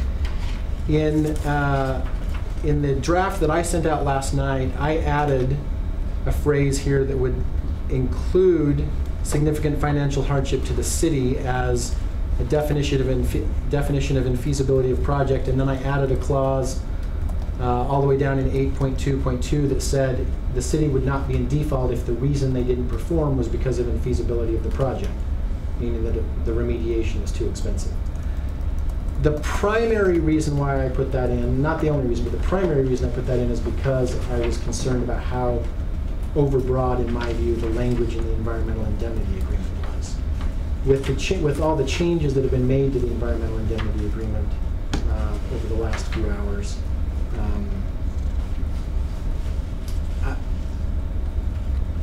I don't have anything. I guess I'm okay with this. I don't have anything new to say about this other than everything we just said about environmental risk. So we'll just move on and just say that nothing about this current draft of this changes anything that we just said about environmental risk. But Brian, I do think the language that you had addresses what Councilman Van Buren's concern was, because there is that question of would the city's remediation ever rise to a level where it would not be feasible for the entire project to continue. Right. And so it would never, the language I had added in those two places, it would not make it so that if environmental remediation is necessary, that the city wouldn't have to do the remediation. But it could theoretically, part of the problem is what is the city actually bound to do in here? And really the only thing we're bound to do is kind of the sewer connections and stuff. And so what I would basically say is that at some point we could theoretically get to a point where we could say we spent so much on the remediation that now we can't meet our obligations under the sewer section, and we're not in default for not doing that because we spent so much on remediation. That's essentially what it would do. So it's a benefit. It's not a big benefit that lets us kind of cancel everything in writing. I don't know. Nathan, did you want to share any thoughts on that particular? No, I think that's accurate. I mean, I expressed those concerns in my email, kind of my thoughts on that. Like you said, I mean, if in the process of developing we dig something up and discover something that none of us knew about, and it's either requiring remediation or it's not. And if it is, whether or not this development agreement continues or not, doesn't matter at that point. That really seems to be the biggest issue. I'm going to actually move on from this. We can come back to it if needed, but there's only a couple other of comments, so I'd like to just get through those real quick. Quick question. Yeah. So that highlighted sentence, the remediation of an environmental problem would create a significant financial hardship for the developer, but it could also do the same for us. It could, and so right now what this paragraph means is they've laid out what the project is supposed to be, right? And what they're supposed to build in the project. Because of this definition and what it says later in the agreement, if they needed to remediate environmental issues at their cost, and it cost them so much money that they could no longer continue the project, they would not be bound to continue the project. Now, in the next issue that we're going to get to in just a second, the agreement though would then never end because they haven't finished the project, and so they wouldn't necessarily allow something else to be done. They just wouldn't be obligated to finish. Just a real world example, if we have to remediate to a level of student housing, that may be different than remediation to have a car dealership, just using silly examples. So it may become so expensive to move forward with the student housing in the medical school. And so that would be deemed that you can't force us to build a medical school if it's no longer economically feasible, but we still would want to try to figure out what to do with the property because we've already invested so much into it. And then what they'd have to do is come back and seek an amendment to the agreement to allow them to do whatever the other thing was. So let me come back. I know there's probably more discussion there, so let me just real quickly run through the rest of it. So if you can go down to 3.2. So Nathan, I probably owe you an apology. I sensed the frustration in your email, and I actually don't know where the term limit came from because that wasn't my idea. I thought it came from you guys. So and it may have originally. I just know we've gone through multiple iterations of this very paragraph, and I thought after our face-to-face meeting where we ended up was you added in these sort of phases. We agreed upon some timelines, so there was some predictability on what we had in store. Right. And then the question was, well, developer, how much time could you possibly need? And there was a question, 7 years, 8 years. We thought, well, we want to do it yesterday, and we're going to push to do it yesterday. But gosh, if things went wrong, if there were delays, if there was cleanup, if there was whatever, certainly we could have everything we need done within 15 years. So let's put the earlier of 15 years, or let's get the last building done. And typically, our typical practice with a development agreement is to have it run until the project is complete because it dictates the terms of the project. And so it might have just been too many cooks in the kitchen on this. So I accepted your changes to just take that 15-year out and just say until completion of the project. I added this completion of the project phases as described in this paragraph because I thought completion of the project was a little bit ambiguous. But is that okay?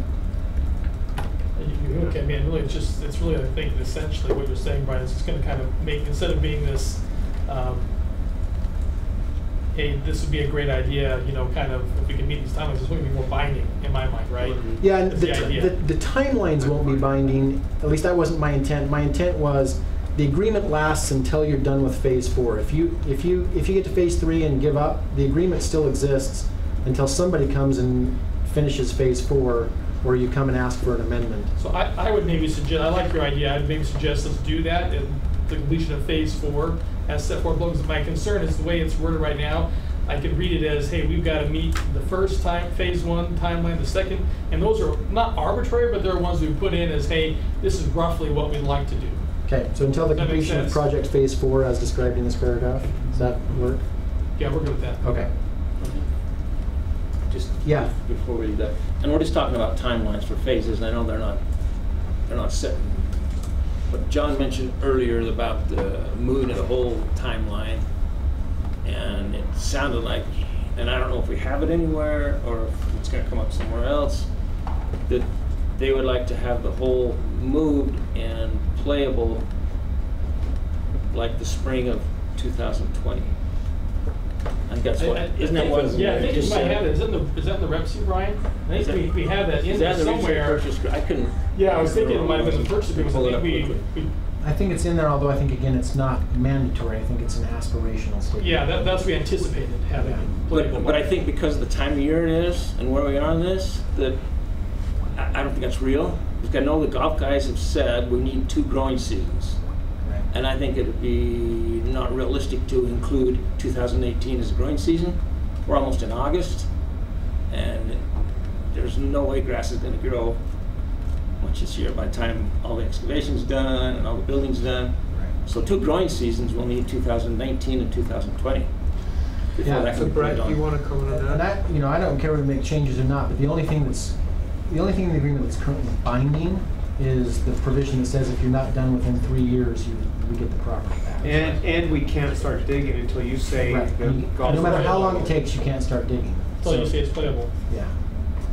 We had a phone call a few weeks ago with the golf course designer and asked that specific question as far as when we need to start in order to have it open by November of next year. And you feel very confident by November of next year, particularly if we use sod to sod the project that it's. So you'd use sod for fairways and everything. How about the greens? Greens can't be sodded, can they? They can't. So our goal. So part of the reason we tried to get the other agreement, I don't remember what we called it, but so that we could get the golf course designer going, is we were hoping to have that so he could start working a week ago so that we increase the chance that we don't have to sod, because we really don't want to. But if we have to, we will, right? Because we know that we have agreed we cannot touch the golf course until everybody says it's playable. And so if it takes longer, if we have to sod, that's on us. And wish it wasn't the case, but it's just part of the deal. So that's what we want to get going as soon as possible. Clear with that. Is that, I mean, that's consistent I with have the conversations we've same had. questions as well, right, as we kind of back into a time frame. And so we got on a call with the designer and asked those direct, specific questions. We thought if we get started here, break ground and kind of work through the winter, that by next November at the end of the season should not be a problem. Having things ready, So the 2-season growing.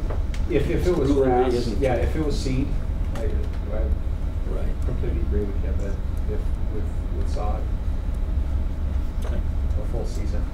So the agreement is, if it can't be done, we'll sod it and get it so it is done. Yep. That's what Or we're delay a talking year. about. Or delay a year. I know we've kind of moved on and we do need to move on, but let me just say that I did have some concerns on what was just discussed, and I appreciate the resolution, and I feel much more comfortable with it, so thank you. I have two last comments. If you can scroll Kelsey down to 6.4. I saw Dave Decker in the back room, and I mentioned this to him this morning. I've just never been told for sure whether anybody in Public Works has ever read this section and is okay with it or not. Dave, did you have a chance to read it? Do you have any comments? I haven't read it yet. We'll need to review it and get some comments back to you. Okay. And then, Mayor, very last, super trivial, but at the very, very end, 10.19.7, the developer added the chief administrative officer as someone who also has power and authority to do all these things, and we wanted to make sure you were okay with that. We You just did put it didn't- in? No, you guys put that in there. Well, I I think don't we know. had something else in there, and I think that we got some comments from you guys, and this Oh, okay. was what ended up. Okay, I didn't know where it came from, so we've kept asking whether, so just be mayor? Okay, so we'll take that out. And we're fine, yeah. I don't remember. We're fine with the mayor. Okay, and those are all of my comments and questions. And other than ones we've highlighted, there weren't any changes of yours that we didn't accept.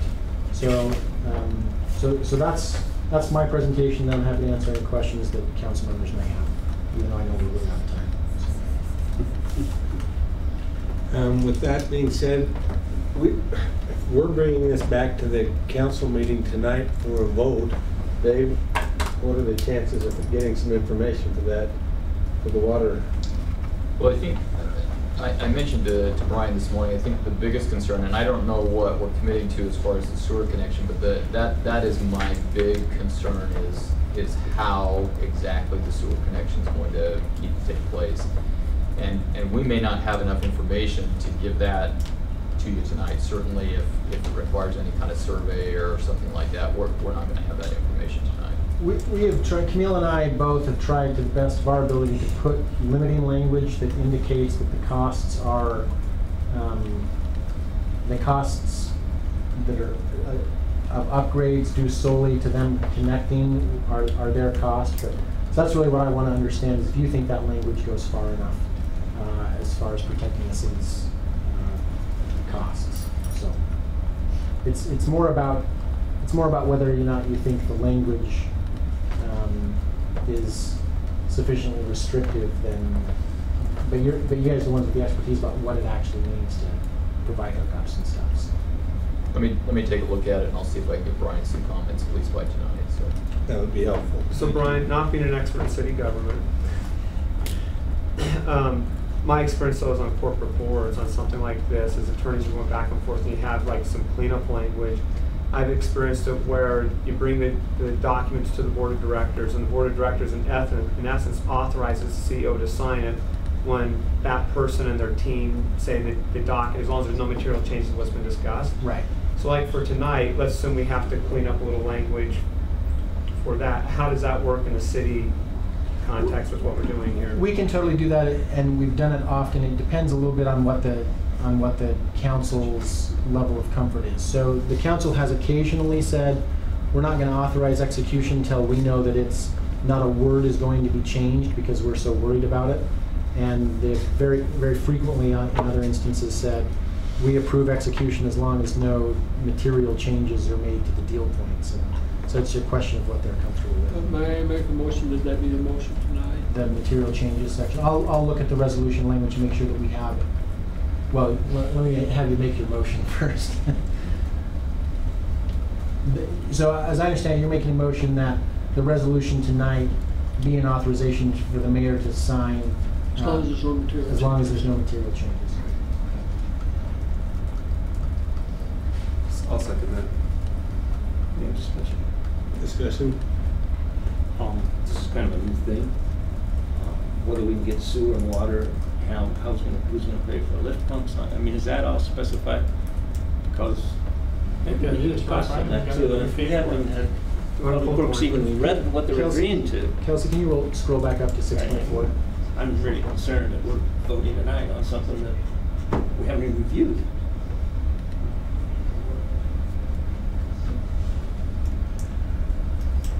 So you're looking really 6.4.2, I think, Kay, I'm not sure if that's you're looking for, the last 3 lines there, 6.4.2, as where we speak to expenses.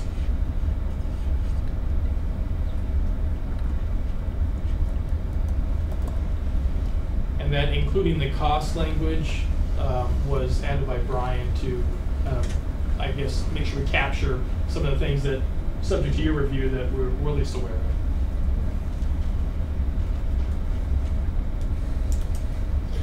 Would that include any ongoing costs for the maintenance of a lift station and those type of things? I guess those are... It seemed like there was a paragraph at one time that included lift stations. I think you guys had suggested you pull that out, Brian, that and a few other things that you weren't sure were applicable, or... I remember you're right, Kay, I think there was one before and we pared it back. I don't remember that. It's a lot less. Yeah, from a practical standpoint, I'm not sure we can identify every possibility, without having a full set of engineering plans, which we won't be able to pull a permit until they're approved anyway. Well, and that's why I did, one of my additions was I added the language here in the middle of the paragraph that says, based on an approved project plan that complies with the requirements of the Provo City Code. So, and the definition of project plan in the agreement is a project plan approved by both the city and the developer. So, we're not obligated to do something until the project plan is approved, and we get to approve the project plan, and the approved project plan has to comply with the code. The whole process. Yeah. So, I don't remember there being specifics, so that might have been before I got involved. Or maybe I just don't remember. But in answer to your question, Kay, the intent is, so we can massage the language after you folks have reviewed it, but the intent is we expect to cover those costs, whatever the trigger. So Provo City will have a sewer line in the road up front, and you'll take it from there. Yeah, like any typical development we've ever done. That is we cover pretty expensive standard. tying into our development. And if it's lower than what the sewer line, you guys will do the pump, you'll do the lift station, you'll do the service at ongoing cost.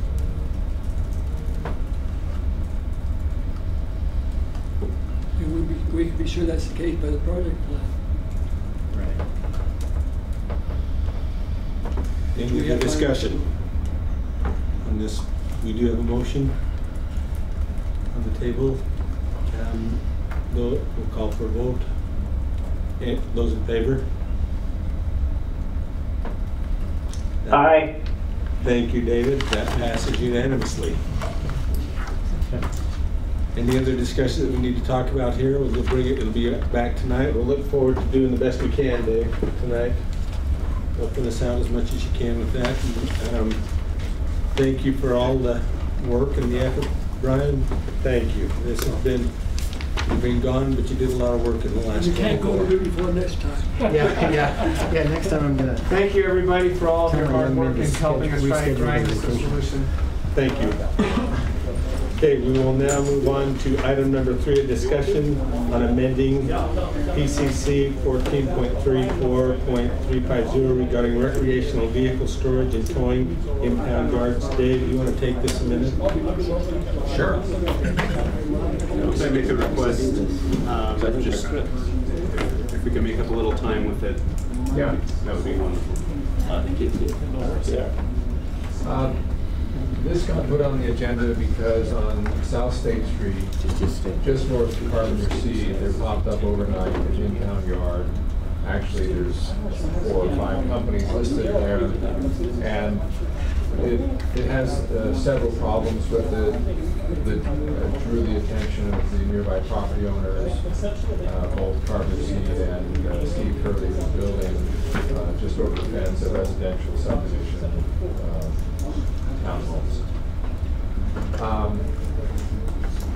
And even though it appears to be a allowed use or conditional use in that zone, one could argue that having an active impound yard just over the fence from residential dwellings where in the middle of the night something might come in and with lights and noise and be right over the property line is not a compatible use.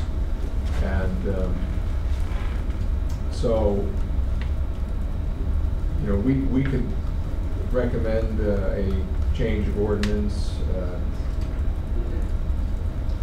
saying it needs to be a certain number of feet away from residential, but apparently Steve Turley has gone in on his own and paid a fee, and I don't know if anyone, Brian, you know, the nature of the request of Steve Turley, what he requested for that impound yard, whether it was a distance requirement or what he's requesting? I believe it is a distance requirement. I haven't seen it, but I think it okay. They've been material. So, since he wasn't necessarily willing to wait a couple of days for this to show up on our agenda, I mean, and I think we have legitimate reason to be concerned about this, he went ahead and paid the fee and got in line, so to speak, in case the other party were to come in with the proper paperwork. So, yes. I was just going to say, if it's what we had in our documentation, it's moving it from 10 feet to 100 feet. Yeah. So if that's what he submitted. And that will be coming forward, so this was basically put on to help start pending legislation. Right. And so at this point, that's gone, and I know that Steve is working with Bill on an ordinance that it's very minimal impact because there's only one or two places that this could actually happen, from what I understand. And so, how would you feel about just letting the process take its place? Absolutely. And then we'll just move on from there. We'll look forward to it coming back in the next little while, as soon as community development and Steve Turley are ready to bring it back to us. Sounds good. Okay. Thank you. We'll move on to item number 4, a discussion on a purchase option for property located at Provo Towne Center Mall. And who's starting this discussion for this? It was just a discussion based on feedback we've been getting and the 3 different options. Oh, on the 3 different options. So is it? I guess we wanted to bring up the concept. Cliff, Wayne, Mayor. Perhaps I'll introduce Wayne. Talk about this. Correct me if I'm wrong, but it seems that the discussion that you want to have today is, last week you heard about the different options or the different alternatives for a city center, and part of this item right here was the consideration or the discussion on whether or not to spend $350,000 for an option on essentially alternative alternative one that the administration has presented, and where you want to go with that, and that's really where the discussion centers. And earlier today, I sent you an email indicating that you know, one of the things you have to think about as you make this decision is where are you leaning on terms of the overall alternatives that you want to go, and list of that, and where you want to be on those decisions. So part of this discussion may be relevant to see if there is a preference with the council as to option 1, 2, or 3 before you even consider this. Go ahead, George. Well, the concern I have several, but I think I mean, I understand why we're discussing the option But I think from the public's point of view, they're eager to weigh in. We've committed to getting more feedback. We're going to have an open house and so on. And I think if we decide to spend money, public money, on an option just to have the option, I think it still looks bad to be leaning in any particular direction at this point when we haven't completed that process. So I understand the position that we're in with regard to the Sears building, but I think unless we had some really compelling reason to say that that was our best option, and we've already got enough feedback to know that, I'm not comfortable spending that money. And I do think that given some of the feedback, certainly from the public that we've heard already, and some of our Chief Ferguson's concerns, I think we still have a lot of questions to get answers to, and a lot more exploration, and I don't feel comfortable being held, I don't want to overstate it. I mean, held hostage is the phrase that we use, but I feel like we're sort of being pressured to spend public money when I'm not sure that pressure is warranted at this point. Chief Ferguson, is this something new? He was raising concerns about the public safety building at a mall, talking about if there have been suicides that have occurred at the doors of police departments, that if a person being held were to escape, are they going to escape through the mall? We haven't heard this to the council. I haven't heard anything about this. Wasn't this in an email that was? Yeah, I forwarded an recently? email based on a conversation I had with the mayor this morning that indicated that the chief had shared some concerns with her. Today, the email. Yesterday, and I sent the email this morning after I heard it, so you would have that information coming in. Yeah, the timing was tough because that was the first I heard of it too. And one of the considerations that he raised is this idea that, we talked about in the building committee of trying to have recognizing that the police do have some specific concerns, and that one hadn't been raised, but the idea that you might want to have, if you use the Sears box, you might want to have a separate entrance and configuration that would allow for police business to be handled separate from city business. What the police chief was concerned about is he doesn't want people approaching the city on police matters coming in through the mall. He wants them from a separate outlet. And in terms of designing, I mean, we've not even gone to the point of where to design. The configurations that we've talked about is more about whether the space has enough space. It's kind of like building blocks, Lego blocks. How many of these blocks can we fit within the available space for the Sears box or a new build, or even within this building? And we haven't really, as a building committee, sat down and figured out, who really is where. But there is a recognition that the police have some very specific needs, and the chief wants the city to know and the building committee to know, and I think they do, that when the time comes to actually design whatever facility we go with, that there should be some consultants involved who very much know what are required and the needs are for police departments. Are we saying that might not be possible at the mall? He's just concerned. He doesn't know how much we've addressed it, and we have. We just recognize that there are special needs and they will have to be addressed.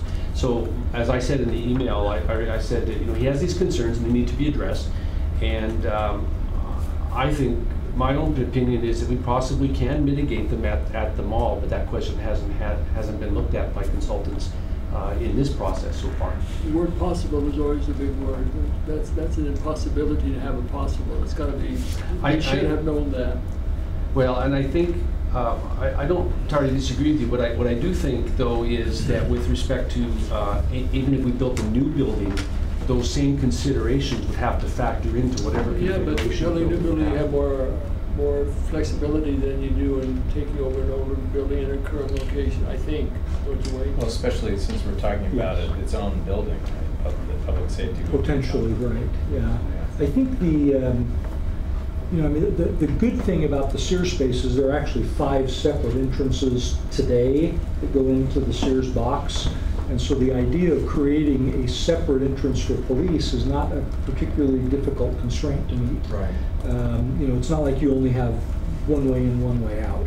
And so depending again on how you configure the space, I think you can accommodate what the chief wants to do. We've not gotten to the level of granularity yet of saying exactly what entrance serves whom and how does it interface with the mall entrance, that goes into the physical mall, as opposed to being one of the 3 entrances that are achieved on the exterior of the mall.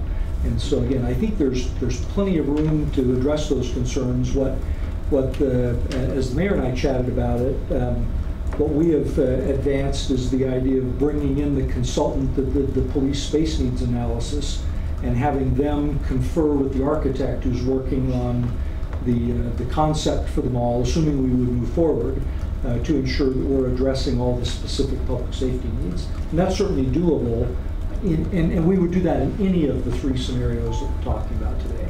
So I don't think anything precludes the things the chief's talking about. But to not have that before we consider doing an auction now throws a cloud into the option, doesn't it?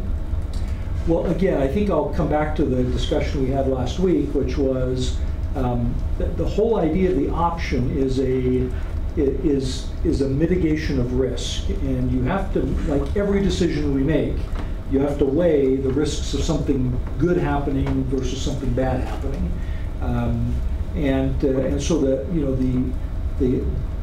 me just paint the worst of all scenarios, and that is sometime in the next 3 or 4 weeks, the city council decides the mall is the option, is the selected alternative that would go on the ballot, and then we don't lock up the mall, and 3 weeks before the election, Brixton comes in and says, hey, by the way, we just sold the building, or we fully leased it to some corporate entity who wants to take it. And so really sorry about that, city, but we kind of continue to market it, versus making a decision today or at some subsequent date, whenever the risk package aligns, where you say, okay, we are comfortable enough now to sign an option agreement and spend $350,000 to lock up the alternative.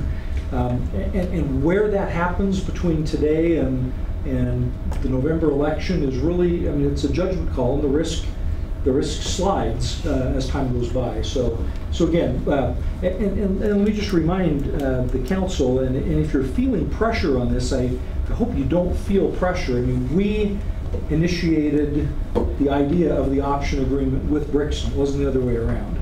And it was designed based on conversations we had during real estate discussions about should we approach them about locking up the mall option, and the discussion was bring us back an option alternative. So this is not being pushed by Brixton. It's not being pushed by the staff. This is an issue that was designed for the council to be able to make a good public policy decision that preserved an alternative. And again, the only thing I'll say about this is, as the building continues to be marketed, and they are under contract with Mountain West Real Estate, the property's advertised on LoopNet, they're showing it regularly, and Scott may be able to define regularly, but at least weekly to potential tenants. And so again, I don't know how far down the path we go until the option, the alternative of the mall may be precluded at some point. And so again, the idea of the option really was to allow the council to make the decision about when that risk when those risk lines cross.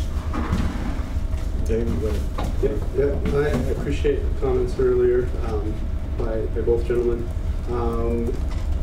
In reviewing this option, this is not directed at any person, just like, okay, we have a decision to make today. And I was writing my blog, and it kind of fell into a little soundbite, which are always dangerous, but the soundbite that I came up with is, when I'm looking at this decision is either financially irresponsible because we're putting up money when we're not fairly certain that this is the direction we're going in, or we're not asking for public input in good faith.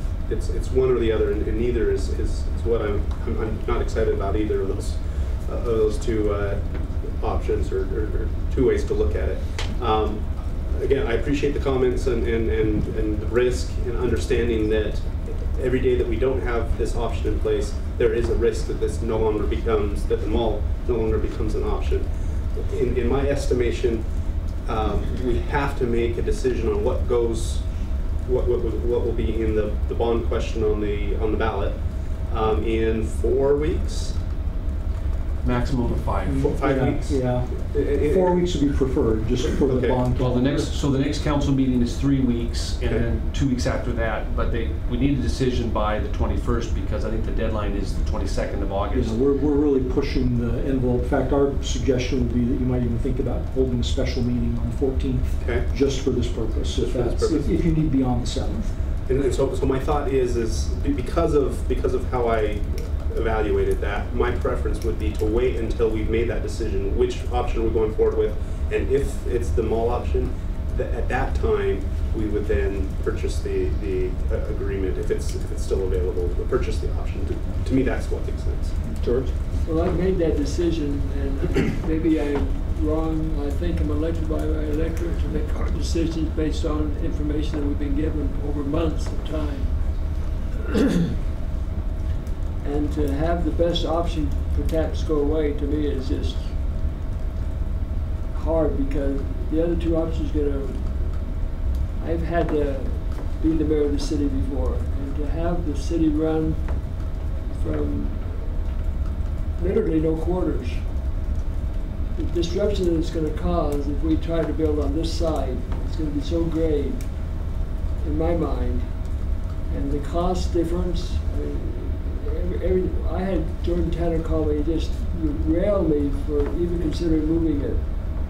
And I spent an hour with him, and he said, I can understand why you feel like you do now, even though he prefers the option of $60 million. I said, Jordan, that might be hard to get past the voters. He could see why we want to go to the mall. The disruption is just unacceptable to me. To have that happen, to try to build on this side, I've seen that happen before with other facilities, and it's just horrific. So I'm prepared to go for the option, because I think that's where it's going to go. But that's where I'm going to go anyway. George? You know, one thing that really was important to me in my thinking, first of all, I think I would agree with Mr. Harding that it feels like as we vote to spend the money, we've done a disservice to the public at this point. So I'm not saying this because of a made-up mind, but just because of, I think, the problem that presents. But last week in those survey results, there was a noticeable uptick on public opinion with regard to the city center, either the remodel option or the brand new building option were the two highest jumps in points. It was, I think, 30 and 33 points.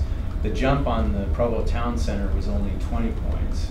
In other words, the public, once they got more information about what was at stake, seemed to be much more willing, first of all, to just go with the idea of a bond, and much less concerned at that point about the difference in price between the two bonds.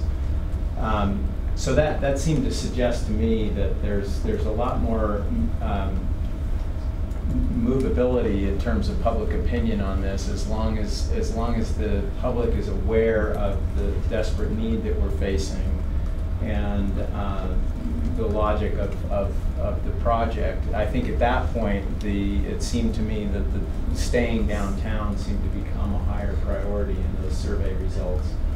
So I was much more encouraged after last week listening to that presentation, and felt that at this point, that seems to put the onus on us to make sure that we're really getting public input, and the public is getting the information in order to give us the best input, so that we are in the best position to make that decision in 4 to 5 weeks' time. That seems to be, for my mind, the sort of more cautious and careful approach. Dave? So, in regards, like you say, to which options got the most uptick. They all got a significant uptick just by people being educated. Now, what you say and how you couch the argument is very important to the outcome. So, Dave Sewell presented his newsletter that I forward to my constituents every time, and I highlighted the tough choice that we have to make, and I referred my readers to the Herald article so that they could look at the three options, at least briefly. And then, since I liked the little encapsulated statement that Tosh Metzger put out with his new Provo developments, I put that in there. And just said, you know, let me know how you feel. And there was only one person that didn't come back supporting the mall. Now, it wasn't scientific, it's not a lot of people, but I was encouraged that, you know, somebody responded, and it came back towards the mall. So I am reluctant to vote tonight just because I don't want the public to say, oh yeah, we made up our mind. That's just bad form. It is a risk, and I'm not happy with that risk because I do want to keep the option available, but I think we are obligated to reach out more to the public, and in our letters, like with Cliff today, I said if we're going to put the options out there, we need to not just put it out like we did before, but have somebody write an opinion of why they think this is the best option, and lay out the possibilities and talk about it kind of like Tosh did. He had a complete change of mind after going down and looking at the facility, but there are people that love the downtown option, and they should have a write-up saying why they love that. And part of the downtown, you know, the ambience, the building, the legacy, I've heard lots of terms. And some of those didn't really resonate with the voters. They resonate with certain groups. So we need to hear as much as possible from the average voter, where should we go on this? Regardless of, you know, our preferences, which we all have. One thing that I really think that we should do is say we're going to do something. And I think if maybe if we had a resolution that says we are interested in building a new facility, or doing this, just a resolution that says lets the public know that it's coming. If we don't do anything right now, I just worry we've got to start getting the message out yesterday. And I just would like to be able to, maybe if it's just the resolution that says we are going to do the mall, or we are going to do the downtown. And we're going to decide by August 21st. We're going to decide by August 14th if we need to. And then we can make that decision within the next month and do what we can to get as much input and understanding around that as we can. But I would like to have a resolution for that tonight, that we're going to do probably one of the two. That was actually my question. I don't know, Brian, if you want to weigh in on this, but with what we've noticed in our agenda, do we have the ability to issue a joint, or I don't know if this would be a joint resolution or just a resolution saying that that it's the opinion of the city council that we must move forward with some option to. Maybe we don't need to do it officially, but we can say, we can just take a straw poll or something, I don't know. Well, so earlier last week, Karen DeBay sent you an email about a possible open city hall questionnaire to put out there. And it would seem that if Wayne sent me, and I just forwarded to you, a copy of a matrix on how the various options fit different parameters. And one of the thoughts I had was, what if we had our analysts write, prepare a question to go on and try and get people to identify, based on the various information they've got, which of those three options would be maybe at best for the city, and then get that feedback to the council, so you have a sense of what the public is saying to the specific question as to which option would be preferred. What I was going to say in response to Dave's question, I think what you could do is you could by motion, either in this meeting or tonight's meeting, direct staff to prepare a joint statement for your signature. And you don't have to pass a formal resolution. You could just direct staff to prepare it, circulate it until everybody agrees, and then sign it and send it out. Okay, so do I make a motion that we do? Yeah, I'll make a motion that that staff prepare a joint resolution if the mayor is interested in being a part of that. Joint statement. A joint statement, thank you. A joint statement indicating our intent or opinion that addressing of the city center needs is necessary to do. Can I make an amendment? Yes, please. Just a city center and public safety buildings. I think that that's the part that I think that we really need to emphasize. And then I don't want to get too much into the details. Enough direction that you know what to write, but wordsmithing it separately, whether we need to call it a public safety building or a police and fire and dispatch headquarters. Center headquarters. Oh, I mean, I want to keep it open enough, but I think staff understands where we're at pretty well. So I'd love to see. With the fire station added to that. And fire station. And the fire station. And is that the Canyon Road? Yeah. Station. And maybe add that and our decision will be based on public feedback. We really want to hear from the public. You don't base your decision just on public feedback. Well, I understand that, but partially based on public feedback. Influenced by? Or you can just say we welcome we welcome public input in the interim. Yeah. I mean, if we're going to say we're going to do this by a certain date, then we say we are calling upon the citizens to give us their input, to help us make the decision. But we're not going to bind ourselves in any way by a poll or something. And if we could do that word for word for my motion, that's my motion. She can do it. Procedurally, I just know that sometimes it's been hard for staff in the past to get approval of a document by 7 people. So if that's what needs to happen, then great. But one alternative is it may be subject to approval by the mayor and council leadership. As long as the 3 of you can agree, it goes out. But I'll leave that up to you. I just know that sometimes it takes a long time to get a document agreed on by 8 people. And that gives us a chance to write it. Thoughts? 3 people sounds good. Is everyone comfortable with that? I'm willing to mirror council leadership. I'm happy with that. Okay, so I'll amend my motion based on that good recommendation that, so the motion is that staff will write that statement and allow us to send it out, issue it when it's agreed upon by the mayor and council leadership. And that obviously doesn't mean that you can't send it to everybody to see if anybody has a comment or suggestion or strong objection. It just, you don't have to wait for everybody to get back to you that way. I'll second that motion. Okay, we have a motion. Any discussion? Call for a vote then. Those in favor? Dave, you there? Aye. Thank you. That's unanimous. That passes unanimously.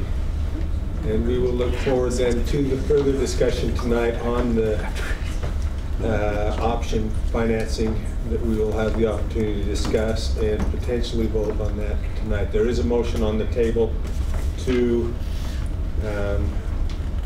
now we have a discussion. Is that a motion right now to do this, to do that? Scheduled on the agenda this evening for action, and so a resolution appropriating. That's correct. So again, unless you choose to do otherwise, if you're not going to do anything, you can leave it or you can continue it. So we get the opportunity to talk about that. But the motion is right now to approve $350,000. So we'll talk about that tonight. Okay. I might just mention, Mr. Chairman, we have set some dates and times for open houses and tours. So I might just share those with you, and we'll have those up, I think, later today on the mayor's blog. But we're looking at Wednesday, July 25th, to do tours at the City Hall, Police Department, and Station 2 from 5 to 7 p.m. and then an open house here at the City Center from 6 to 8. And then Saturday morning, July 28th, for tours and open house, both from 9 to 11 in the morning. What day was that? July 28th, Saturday morning. And then July 31st, Tuesday evening, again, tours from 5 to 7 and open house from 6 to 8. And we'll get those. We'll get all that. We'll get that out to you. In fact, I think it's already on the council calendar. Could you give me a copy of that? We'll I have think, it on the calendar. because I think we should. Oh, there is it? Yeah. I so put it on the council calendar as a council event, so you know when the meetings are. I'd like to be able to announce that in public meeting tonight. Yeah, we'll Okay. Do you We get can sure do that. And I should mention too, Dave's giving me the high sign that Provo Towne Center Mall has an event on Friday evening from 6 to 8, Scott, if I'm correct, in which they will open the Sears building and give some tours there if people want to see it from the inside, and then they'll share some of the work that's been done by the mall architect on some options related to how the building might look. So again, that's been done at Provo Towne Center's initiative, and so again, we did want to let you know that was coming up as well. That's not our event, although we will be there in case there are questions for us, but it's this coming Friday at 6 o'clock. You can get that on the. Where will the meeting point be for that? Scott, where are you? Mall it? Exterior entrance? Where? North parking lot. On the north parking north side. And there's trees at the food court, right?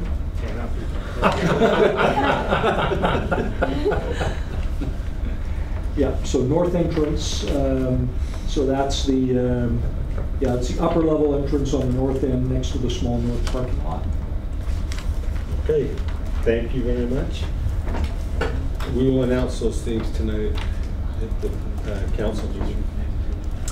We'll do Open City Hall as well. We've again, with staff, your staff to do that, and again, we'll look for other opportunities as well for public input. But that'd be a good start to our effort. And can I just add that we've already made videos, walkthrough videos with Dick and the fire and police, and we've got a website that will be up, I think, by tomorrow, right? That's provo.org/New City Center, and it has all the videos, and I have a video on it, and it talks about all the options, and it asks for their feedback. And anyways, the ball's rolling. They started, was it last night? I think we started filming last night, because honestly, bonds are all about education. And if you can educate the public, that's how you get your buy-in. So, should have the videos up by the end of the week for sure, or later. And we'll get all of those, Elizabeth, we'll get that all. Yeah, Dick. Mayor, also David Walters and I was involved in a Channel 4 video. Oh, nice, that's right, they were here today. Yeah, we've gotten a lot of press. In fact, I'm gonna link all that. There's a new Daily Herald article up this morning as well that's more focused on the police facility. Did the limousine work then? We didn't have to offer it. Question. So, Open City Hall is one thing, but when we clear down Open City Hall, do you use all of your email addresses and say, hey folks, it's on Open City Hall? I don't. We could do a blast, email blast around the resources and I've time. never done it yet, but we can. We can do that. That'd be helpful. Okay, thank you. We'll move on to item number 5. Discussion on a proposed resolution to adopt the amendments to the general plan for the general plan update.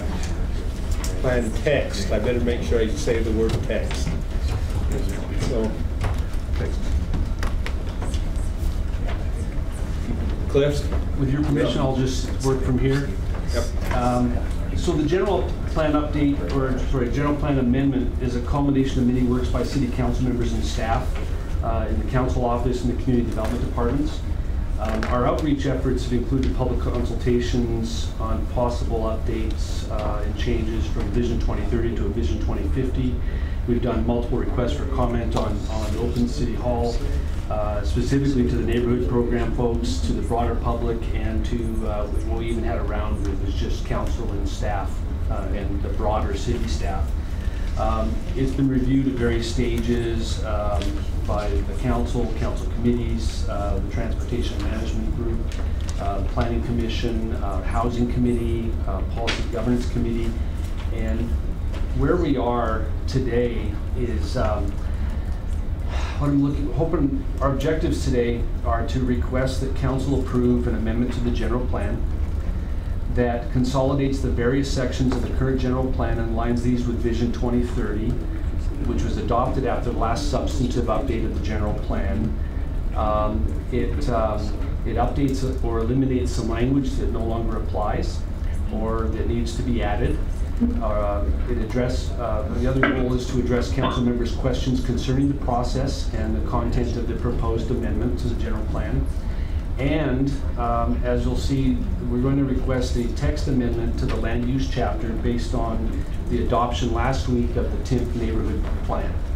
And so just in quick summary, I'll give you a longer one for the general public tonight, but the draft presented is more reorganization than a substantive update.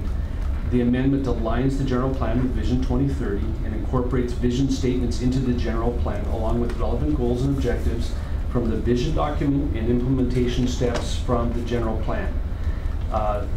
Anything that you might consider as a substantive change in there is the inclusion of those policies adopted elsewhere by the council. For example, the West Side policies that were adopted under land use. There were some minor additions relevant to sustainability that had been proposed by council members. The proposed amendment is aligned with the 2030, and which was adopted about a year after the last major update to the general plan. It removes duplication materials contained in neighborhood plans and master plans and incorporates those by reference. As you know, the Planning Commission reviewed it on the May 9th and 23rd, and they recommended the denial. I've shared with you why what their thoughts were on that. The Policy Governance Committee's recommendation is that the council adopt and the mayor sign the resolution adopting the amendment to the general plan, and also recommended that the Planning Commission be directed or invited to undertake a comprehensive, thorough review of the general plan, element by element, going forward. Now, we know that that's going to take 1.5 to 2 years generally, and so by adopting the general plan amendment that the staff has spent and the council has spent a 1.5 years on, we'll be able to be in reach the goal that the council had set 2 years ago, which was to update the general plan, or at least align them so that we could have a document that becomes the preeminent document in terms of how the city grows and administers its land use and other things.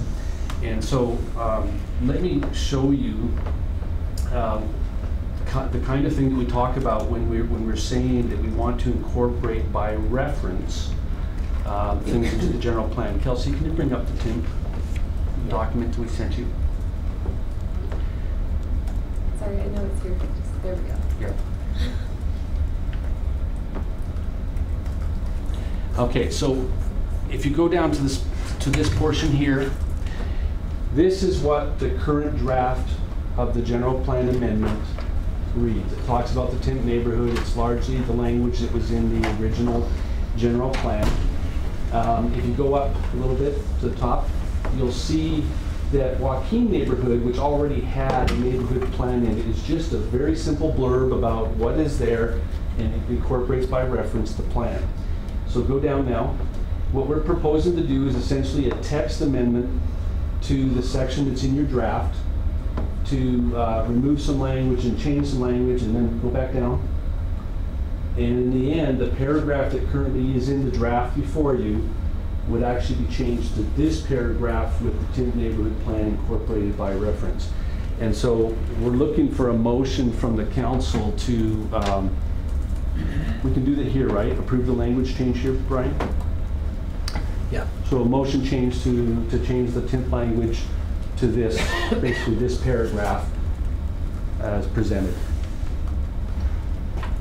And that's kind of the thing we would do. And going forward, if you have, when we adopt a new master plan or a neighborhood plan that hasn't been done, we think the process should including this language change as part of the overall process, so that we incorporate new things. So for example, when the west side goes, instead of the west side consuming a couple of pages worth of documents, we would switch it to something like this, and we'd approve it at the same time that we approve the neighborhood plan change. So it seemed like it was 2010, about the time that you would normally do the comprehensive update that staff embarked on doing the neighborhood plan updates, which we are still doing. Right. And this latest one was one of the most successful ones. I was glad to see everyone work together on it. And every time one of these is approved, whether it's Tip neighborhood or the west side, we update or amend the general plan. It's a dynamic document. And frankly, the more you do in between the prescribed 5-year overhauls, it makes it so much easier when you finally get around to what do we have to do to get it in shape. Right. Mr. Hanlon? Yeah, I mean, I'm obviously new on the city council, and so I'm new to this particular issue as well as to a whole lot of other things. But I am concerned about the process. I don't understand why the Planning Commission was not involved earlier, why they felt like this caught them by surprise. I guess I just want to be reassured that the city planners and the Planning Commission, who really have expertise and training to guide the city in terms of this kind of a document, I'm concerned that I understand that the resolution now that you're asking for is that we direct them to go back and do that. But it seems like that was a misstep to my mind, and and it also seems that there's some ambiguity about the difference between an update and an amendment and these slight changes, and that I don't understand either. And I think the lack of clarity on that may have contributed to this problem as well, that there's this assumption that a major change to the general plan ought to involve the Planning Commission or be that they ought to be part of that initial conversation. And it does strike me, even though I understand the sort of the necessity for this melding of the two documents, and even though there's not a lot of radically new material in there, it's a pretty significant change to the general plan, to the degree that it seems like we should have had the input of city planners and the Planning Commission more directly earlier. Well, I would tell you that the city planners, the city community development department has been involved since about November of last year. Council staff started to try and do some work and realized that it was far more than we could handle. And so I'll take responsibility for the misstep of not including the Planning Commission at an earlier stage. But to say that we didn't have the expertise on board to do the work that we've done is I think incorrect, because even though there's some members of the Planning Commission have careers as planners, not all of them have, and so some of them are as they're probably more proficient than I am in terms of dealing with some of the land use areas. But we have had a professional community development department guiding us as we've worked our way through these. And we've reached out to the public, we've reached out to people who know about their neighborhoods, like the neighborhood chairs and vice chairs and the council, and then even reached out to the department heads so that we could get their input to see how the various things that we were looking at, how it affects what they do. Right. So the only step I think that we missed is having the Planning Commission do some substantive reviews or take more time with the documents at an earlier stage. They did, as I pointed out to them at the time, they did have the same access as the general public to comment and review documents as we advertise them on Open City Hall and publicly. So I think there is that element that yes, it would have been nice to have their comments earlier as a body, But I do think that we have had professional guidance all along the way since about November of last year. I guess my sense is, though, that it's stronger than it would have been nice to have had their input. That I mean, my understanding is it's guided by state code, that they should be more involved. No, I would disagree with that. Let me just put it this way. So, general plan amendments come before the Planning Commission all the time that they have never seen until a week before they're coming to council. All the time, like every Planning Commission meeting. The difference is those come from developers, right? So the general plan is a document that governs and guides city planning and city development, and the Planning Commission was instrumental in the development of the document, and they have a role defined in state code to make sure that they are supposed to be the body that gives a recommendation to the council on every change to it before the council makes that change. And they do. And they did in this case, right? Except that their recommendation was denied. And you get denials all the time. In fact, I think we've got one. Yeah. We've got one on the docket right now where they've also recommended denial, right?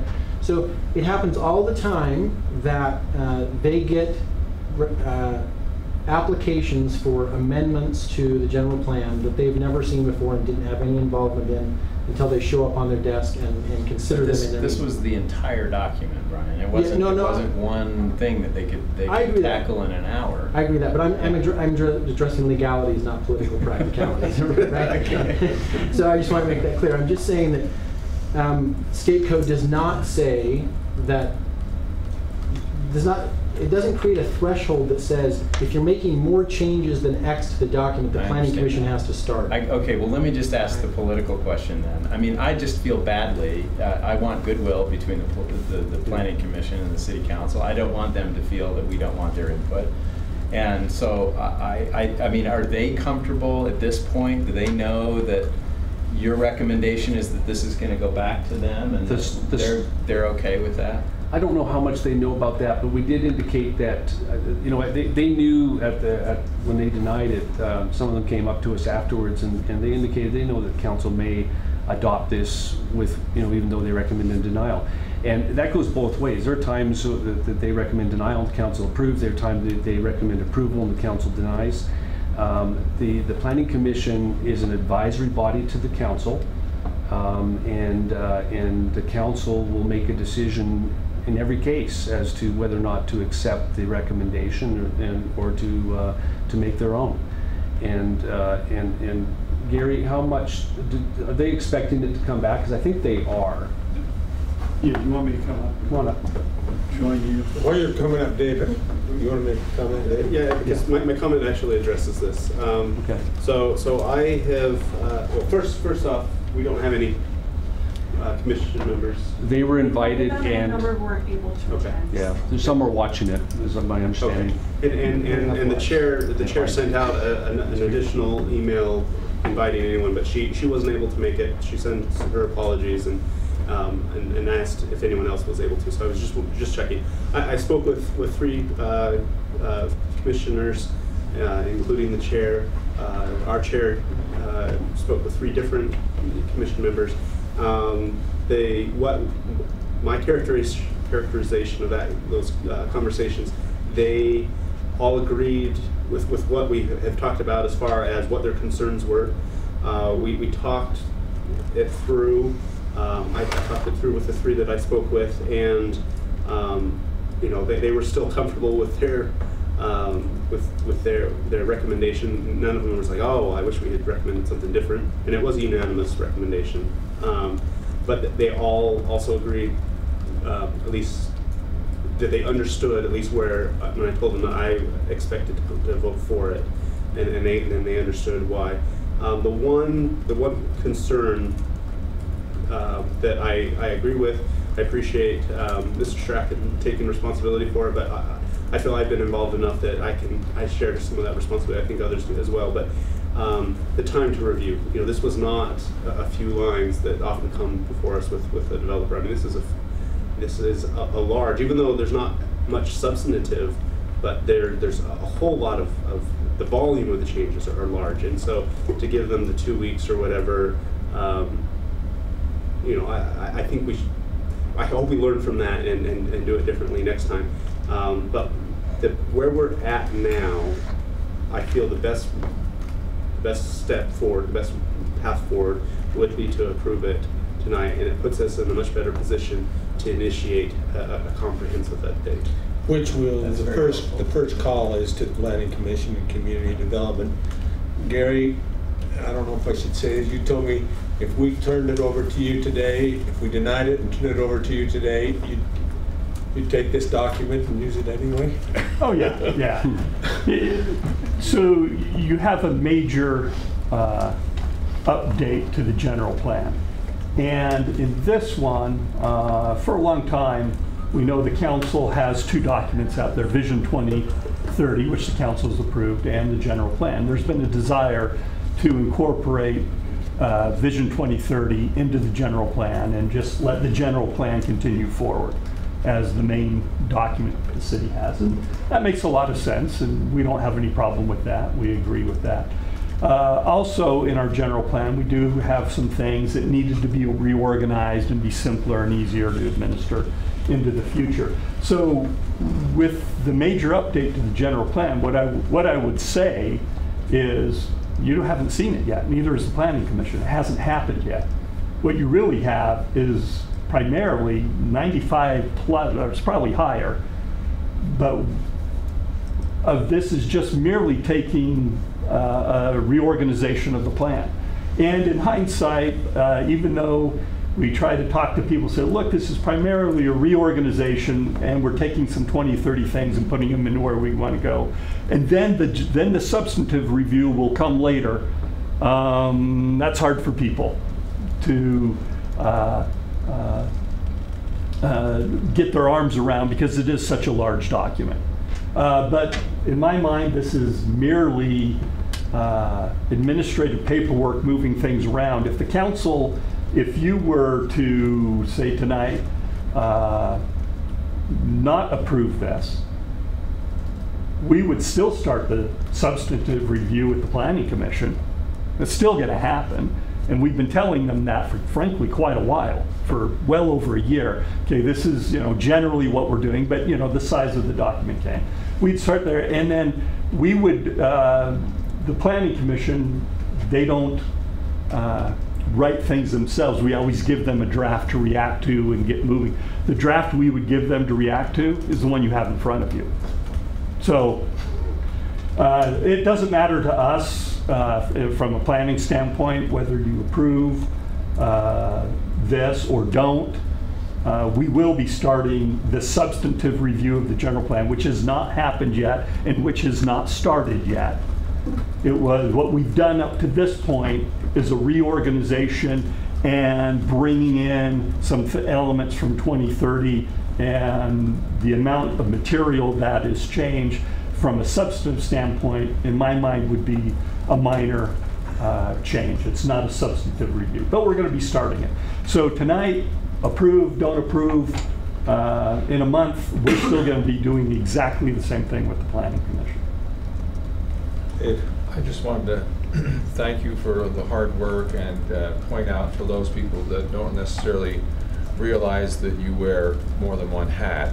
You're the Director of Community Development, but you're also the Executive Director for the Planning Commission. Yes. And so you worked with our Executive Director, and I feel we have come to a good place to start the comprehensive review that's been talked about for so long. Yeah, and that will be the next step, regardless of what happens here today. George? I'd just like to make a comment about the Planning Commission. Planning Commissions are 4-year terms? I believe so. I might appoint some, Lewis appointed some, John appointed some, Berkefusha appointed some. They could have completely different political philosophies from, not political, development philosophies from the council. True. The council is in no way obligated to follow what the Planning Commission recommends. We're elected, they're not. And so I think, I don't have a problem voting for something that the Planning Commission is recommending against, because their development philosophy is, if it's different than what I believe at the time, I'm gonna go my conscience at the time. So I think sometimes people think the Plan Commission are the experts. No, they're a recommending body like every other board and commission. And we take the recommendations and consider them in light of all that we know, and then we vote. And we appreciate them. Yeah, we appreciate every commission, Yes. every board. George, it's interesting, I had a planning commission member call me recently, said, I've been on 4 years in that time, and I can only remember a handful of times that we have disagreed with staff's recommendation. I said, yeah, that probably makes sense. We've recommended yes or no, and you've done the opposite. He said, so are we just too much your rubber stamp? And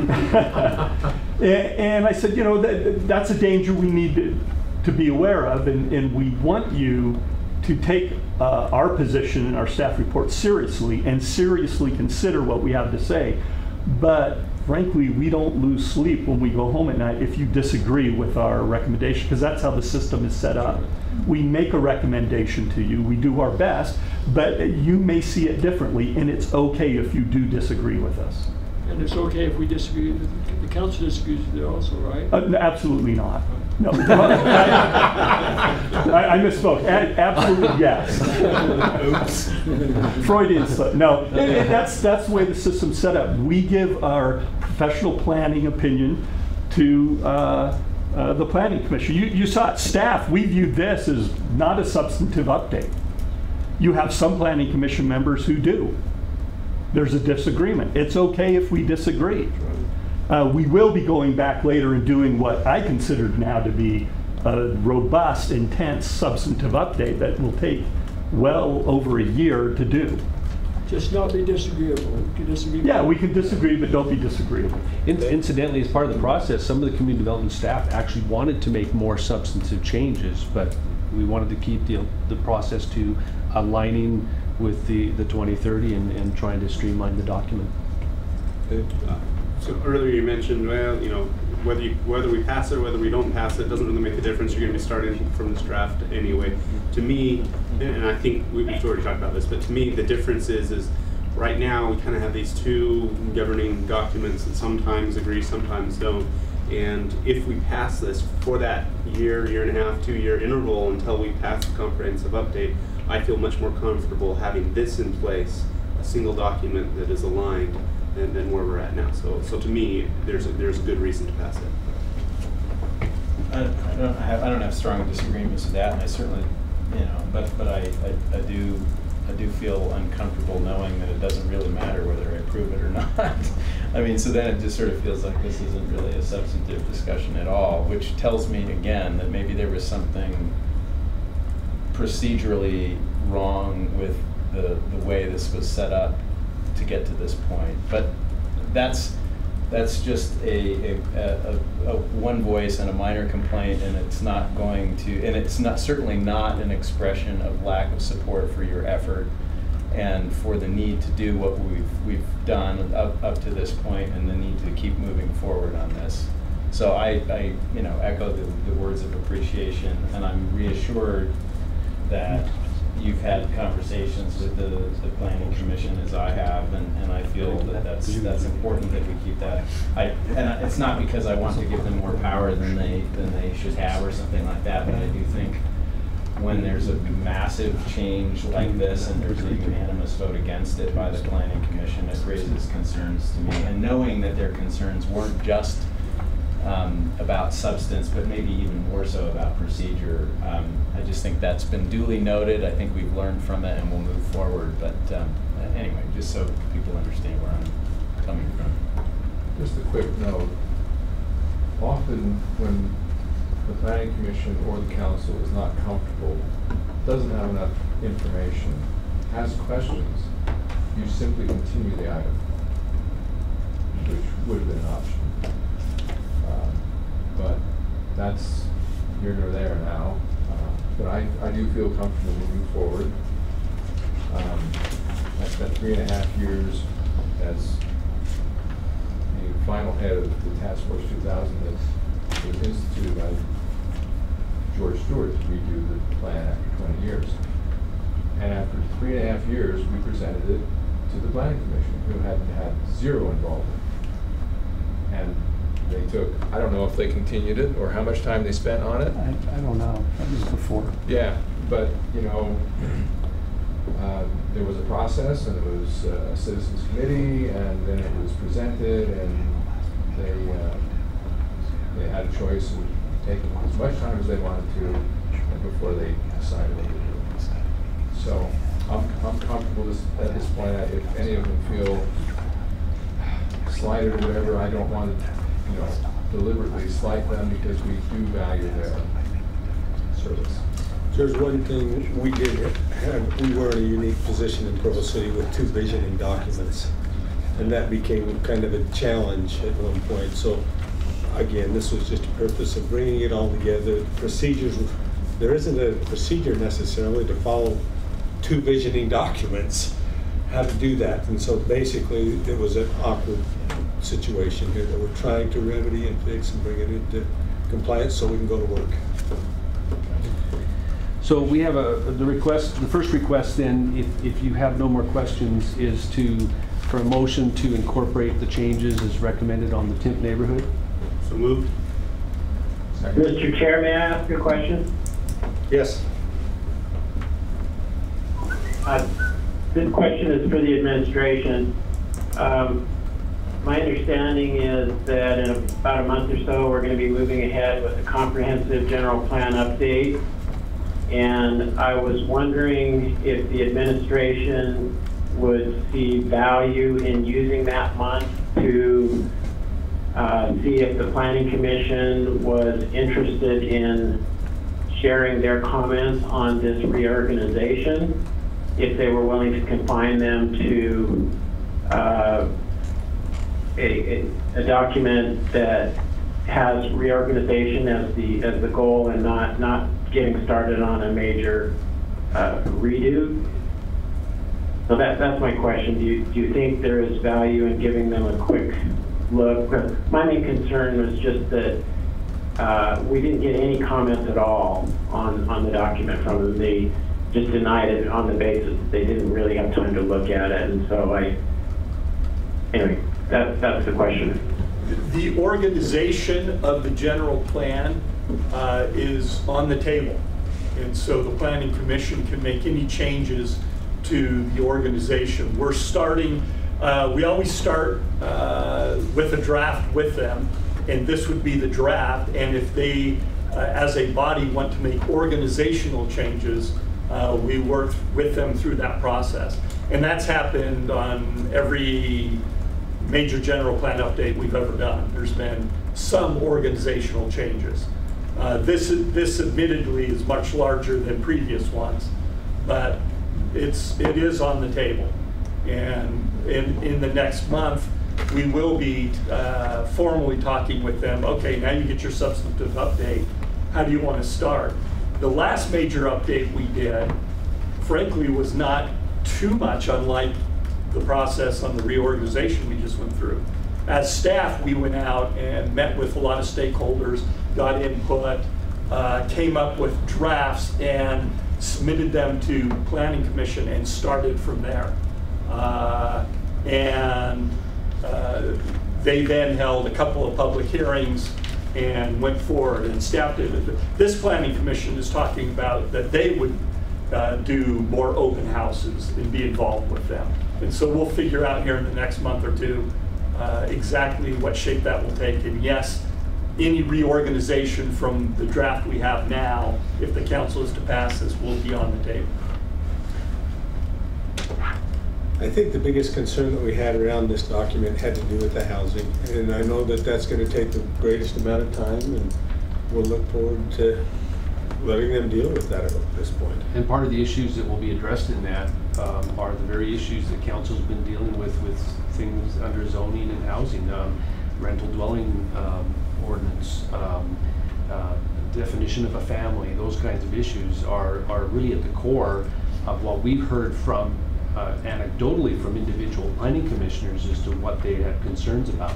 And as I pointed out last week, the goals within the draft before you are already been adopted as Vision 2030 and as general plan and city policy issues, and that's really at the core of any opposition we've had. Okay, thank you. We'll be bringing this back to, there is a motion on the table, Better get a moved and motion. seconded to change this. Any other discussion? Call for a vote. Those in favor? Aye. That passes unanimously. Tonight, when you, I expect for the benefit of the public to give a rehearse a longer version of a presentation, and at the end of it, I'll mention to you that the Council Policy Governance Committee recommended that you approve the resolution adopting the amended general plan, and requesting that the council requests the Planning Commission to undertake that substantive review we discussed. So that would be what I suggest you make as part of your motion tonight, is to approve the resolution and make the request for a substantive review. Thank you. Okay, we are scheduled for a 10-minute break. Can we cut it to just a couple? So a couple-minute break here. We're substantially behind. We'll take just a couple-minute break. We'll reconvene at 4 o'clock.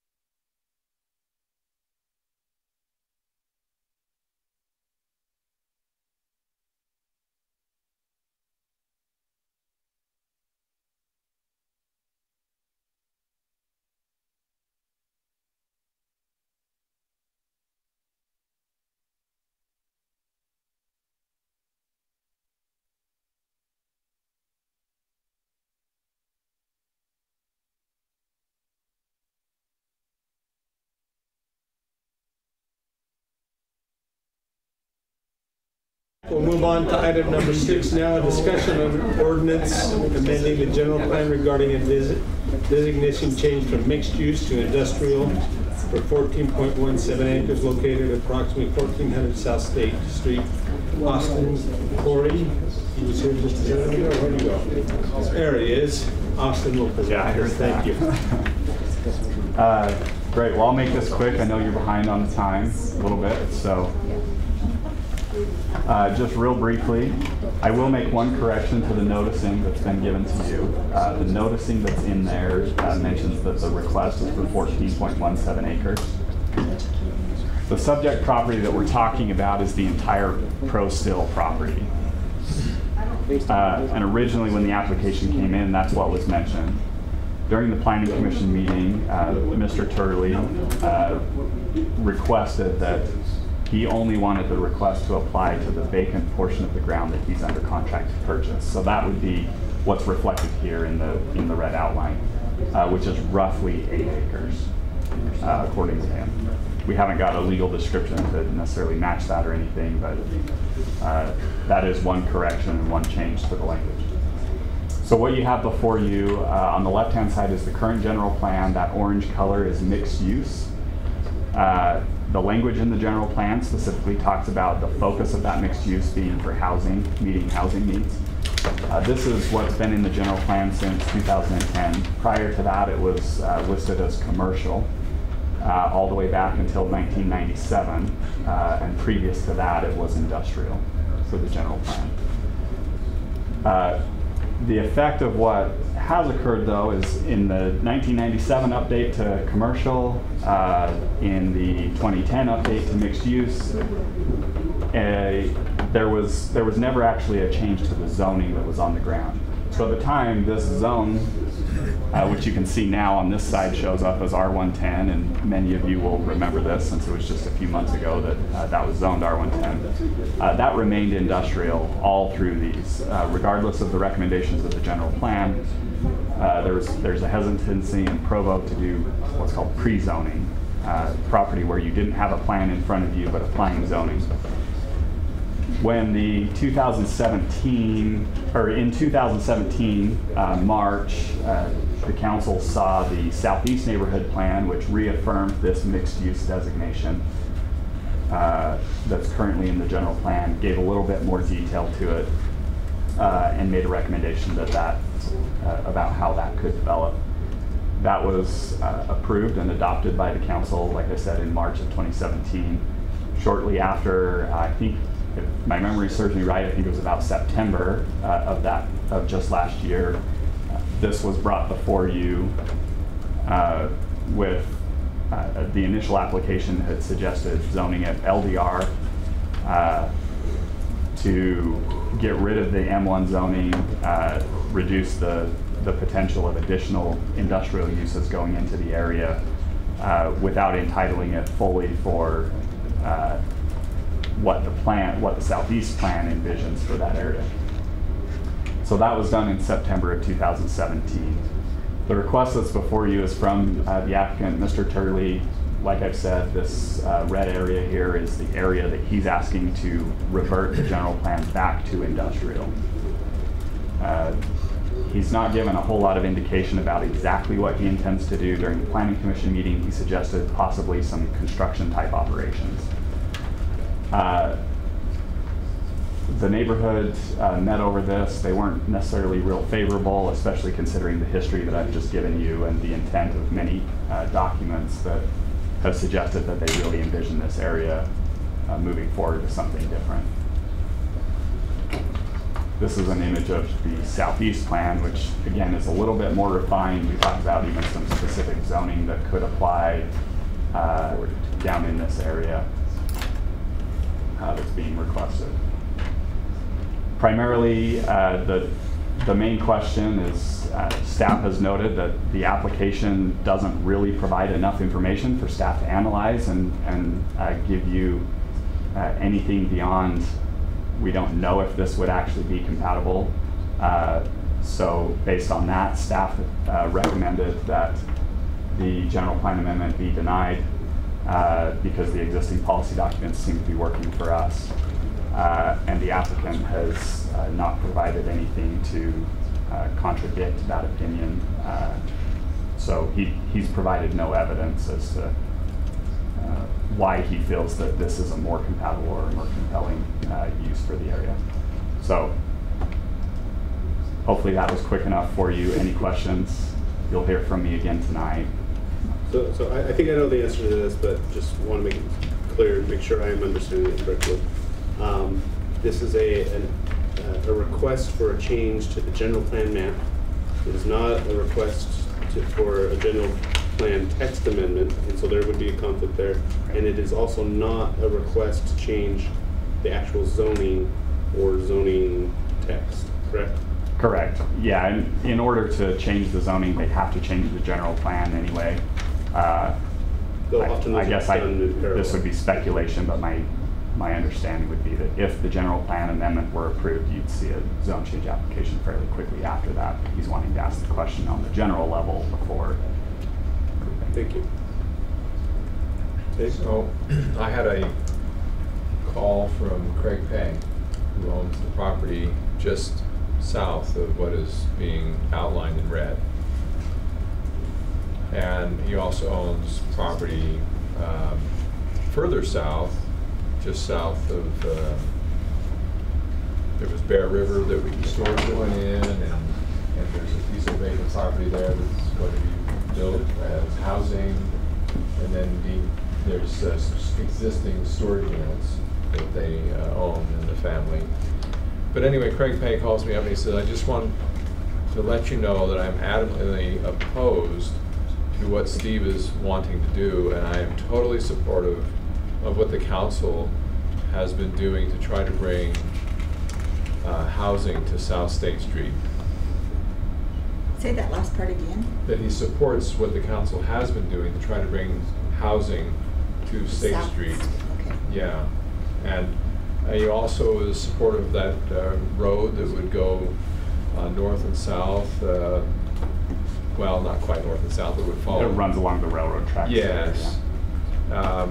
And which is why he agreed to sell a portion of his property to give second access point for that project just north of his storage units, which without the second access wasn't going to work.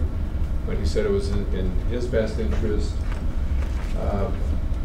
to kind of help the guy out, because he says that road really needs to go through, and if that road goes through, it'll give a second access to his property, which is up there and undeveloped up by Zion's upholstery. Okay, thank you. Anything else that you want to talk about? This will be coming back tonight. Austin will be presenting tonight. Thank you. We'll move on to item number 7, a discussion on an ordinance amending Provo City Code regarding a neighborhood meeting requirements for general plan amendments and zone changes. And Robert Mills will present this. Good afternoon, council members. Just kind of by introduction, this ordinance amendment was actually forwarded to community development from council staff. This is basically in just substantive changes to our code to provide better opportunities for neighborhood chairs to be notified of zone changes and also of proposed general plan amendments. There's some specific language that council staff has inputted to our current code to allow 45 days from the sending of an applicable notice to the neighborhood chair. Neighborhood meetings, it offers them the opportunity to either hold a neighborhood meeting. It offers them the opportunity to waive a neighborhood meeting, or to, it allows an applicant 20 days after the applicant has requested final action in conjunction with Utah State Code. And so the Planning Department presented this to Planning Commission. We supported this amendment. We feel like the neighborhood program is really vital to what we do. Planning Commission supported this item as well, and forwarded a recommendation of approval to you folks. So I know that Karen is here, can offer additional clarification, and I'm available for questions as well. Just thank you for your work on it, and a big thanks to Karen. Great work on this. Thank you. Okay, thank you very much. And now move on to item number 8, discussion on an ordinance amending Provo City Code regarding allowances and requirements of home occupation citywide impact. Brian Max will present this. This is another item which has been forwarded from the council to planning staff. The gist of this one is to make some changes in the home occupation allowances that for the most part are more restrictive. As you go through these items, this kind of outlines some of them, but briefly you can state that there are limitations on promotional meetings, changes related to the number of customers and employees allowed with major home occupations, and the non-allowance for an accessory apartment and a major home occupation to be operated at the same time. Really, they all relate to major home occupations. State code recently was adopted, which excludes the requirement for licensing from people that are 18 years or younger and occasionally operate their business, and businesses that have no impact on adjoining neighborhoods. The ordinance we have now has a section in there that has conditions that even a minor home occupation has to meet. And our belief is that if you can check all those boxes, you are one of those occupations where you probably don't need to comply with that home occupation or permitting process, but it's permitted. There's no review beyond that. The ones that are reviewed are the major home occupations. As you can see, this one adds some definitions, and I should explain. One of these was because the upper one is because we sent a form out to Planning Commission, and then with Brian Jones, his comments were here below with the changes were made. So the copy you have is the combined melded copy together, Exhibit A, and incorporates the changes that Brian suggested. And I believe almost all of those were really just wording changes and reference changes and things like that. So it does define a little bit more of what major and minor home occupation. Two of the significant items there, it defines customer and employee. Customer means an individual or a single representative of a group or organization who buys goods or services directly at the premise of a home occupation. One of the situations you had groups going as though they were one person because it was one organization. And I think the attempt here is to try and not allow that to happen the same way. And then employee, just clarifying, this is one that almost every city's gone back and clarified, but means an individual who's either paid or volunteers for work performed in association with the home occupation business. And so it does add a couple of definitions that are important, I believe. Again, it kind of quotes in the state code. Should be really the bottom one. I'm sorry, I thought I'd put up the combined one. I'll try and do that for tonight, but it just restates the things that the state code has. Promotional meetings, it limits it to no more than 12 attendees at any one meeting, rather than having an unlimited number, that could come to a promotional sales. One thing it also does is says that the customers are only allowed between the hours of 8 and 9. Now, in the minor, it did allow between 8 and 5, so it did increase it here to 9. There's a caveat on the major home occupations that allows employees. You can't have both. You can't. Your employees there, you can't be open with your customers later. And so, normally, if you had customers coming, they can now. It's clear that they can come between 8 and 9, and emphasizes sufficient parking on there. Then. Major home occupation shall require the issuance of a conditional use permit, which is pretty much as it is now. And then this is the new one, not more than one major home occupation may be in operation.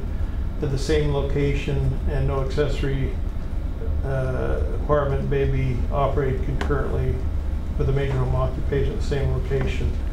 And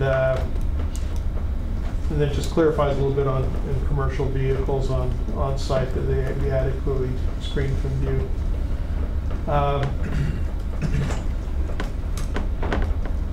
The occupation, to have outside employees, right now it allows you for major home occupation to have one for every 8,000 square feet of property, and then one additional for every additional 30,000. What this does is limit that to no more than 2. Before you could keep going. If you had 5 acres, you could keep ramping that up divided by 30,000. So it cuts it back. And 38 comes from the 8,000 and the 30,000 combined. And then again, this is the one that differentiates between outside employees and the customers.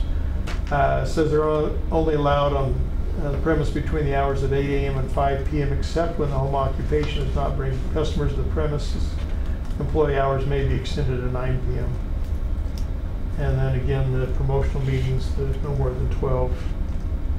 And again, another clarification on the outside employees. Any questions on these? These last two are actually the same section. So those are the highlights. Those are all the changes. Yeah. So we were handed a document here from the ombudsman. Mm-hmm. And did you want to comment on that, or? I haven't seen that one. Oh. Well. Familiar with that? Brian, let me just give you the last couple sentences of one of the statements in here.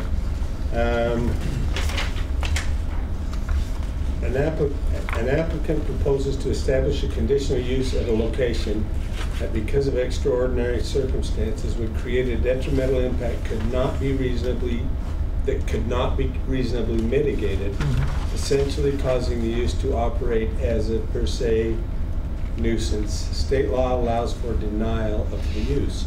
To reach this result, however, the city would need to present substantial and competent evidence that there is no possible way to mitigate the use identified detrimental effects through reasonable conditions. I am familiar with that. And we had a situation, I guess, that it was recommended to deny at the planning commission. It came and it was actually an admin hearing, yeah, through the hearing, planning and then they appealed it, and it went to Board of Adjustments, right. And it was approved because they said they didn't see any problem, or was it those circumstances were mitigated? What happened there, and why I'll turn that over to Brian Jones. Well, yeah, let me go back to the other. Every conditional use that cities have, the presumption is it has to be approved unless you can come up with reasons why it can't be. You can't just come up with unrelated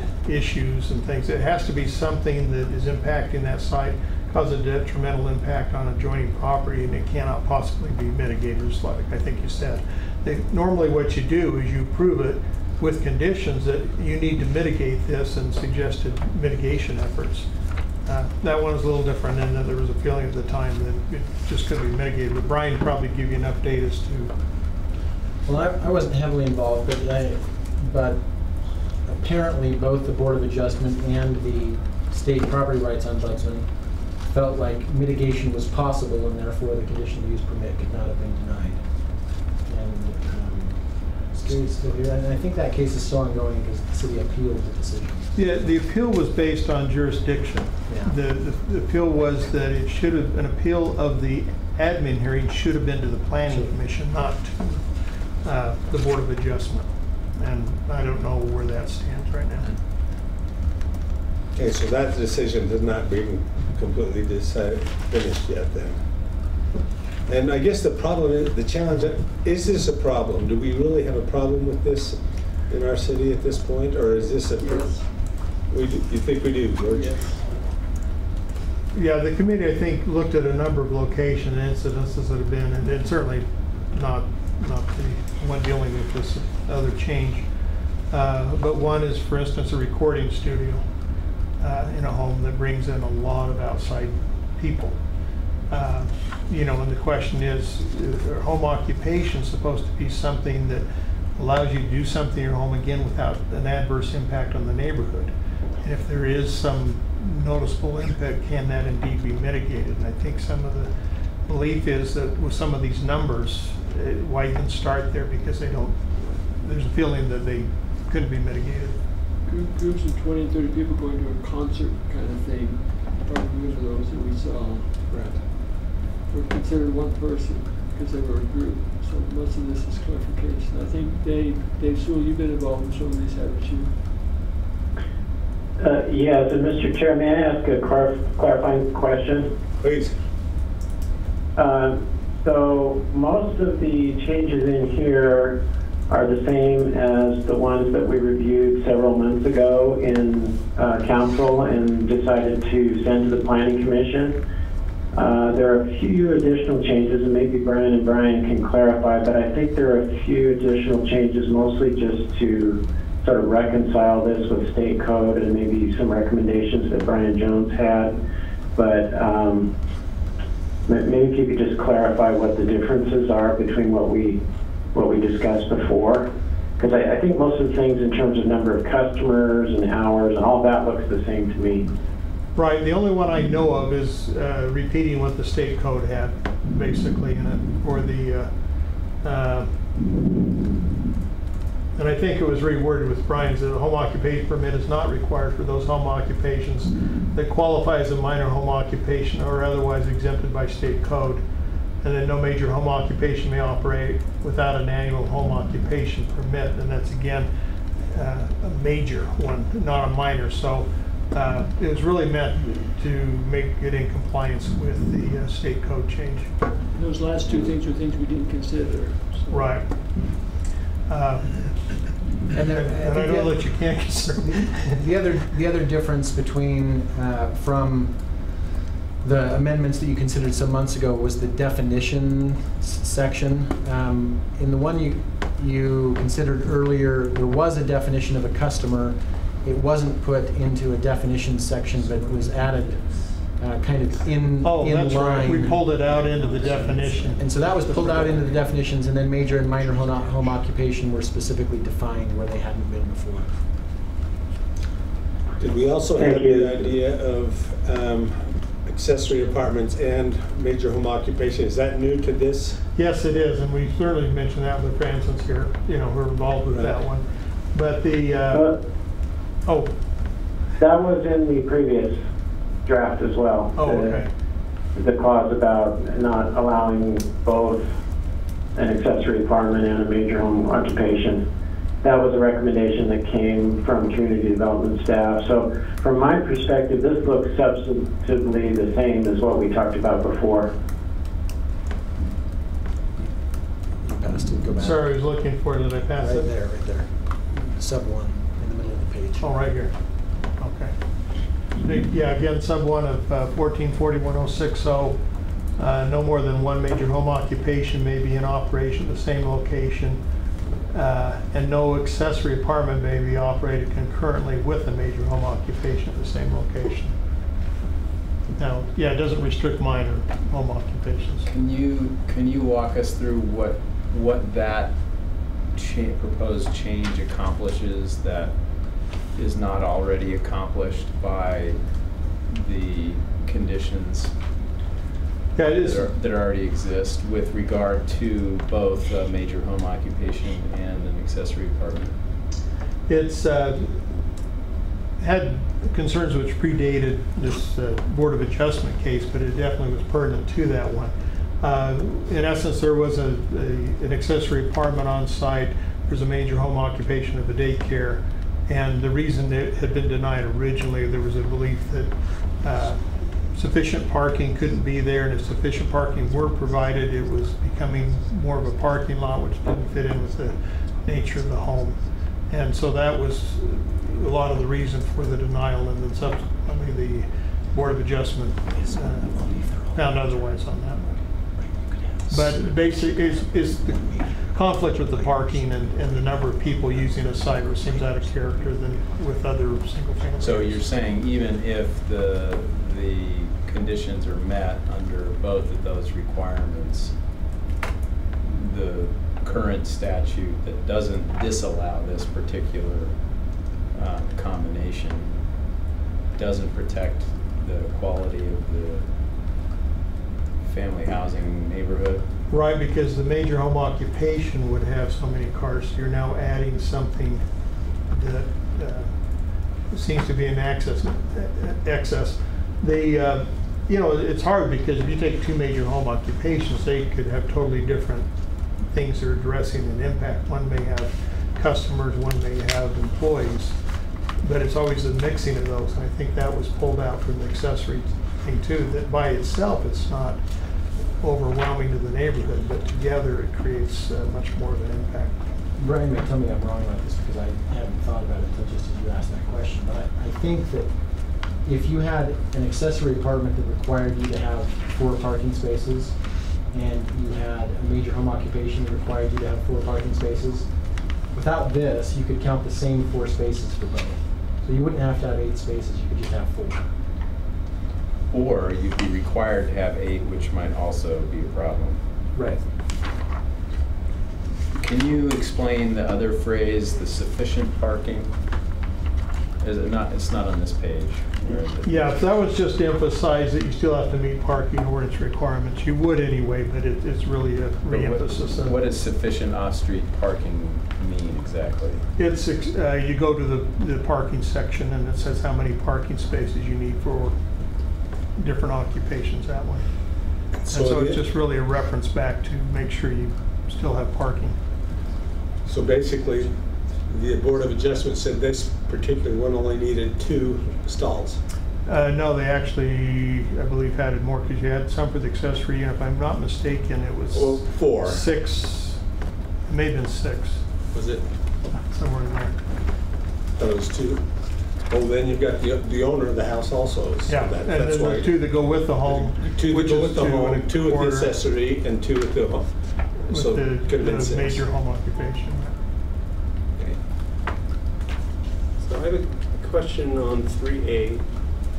I guess my first question is if you have, say, a duplex on a lot or parcel of land that's, say, 8,000 square feet, is that okay? Or what if it's, you know, a very large apartment building? How does it being a single family detached or single family attached or multifamily, does that affect the ability to get this? It probably hasn't been clarified, but that is a question we've had before. You know, like if you had a duplex, could each unit get that if the lot's 8,000 square feet? Or are you saying no, first one in gets it and the second one doesn't?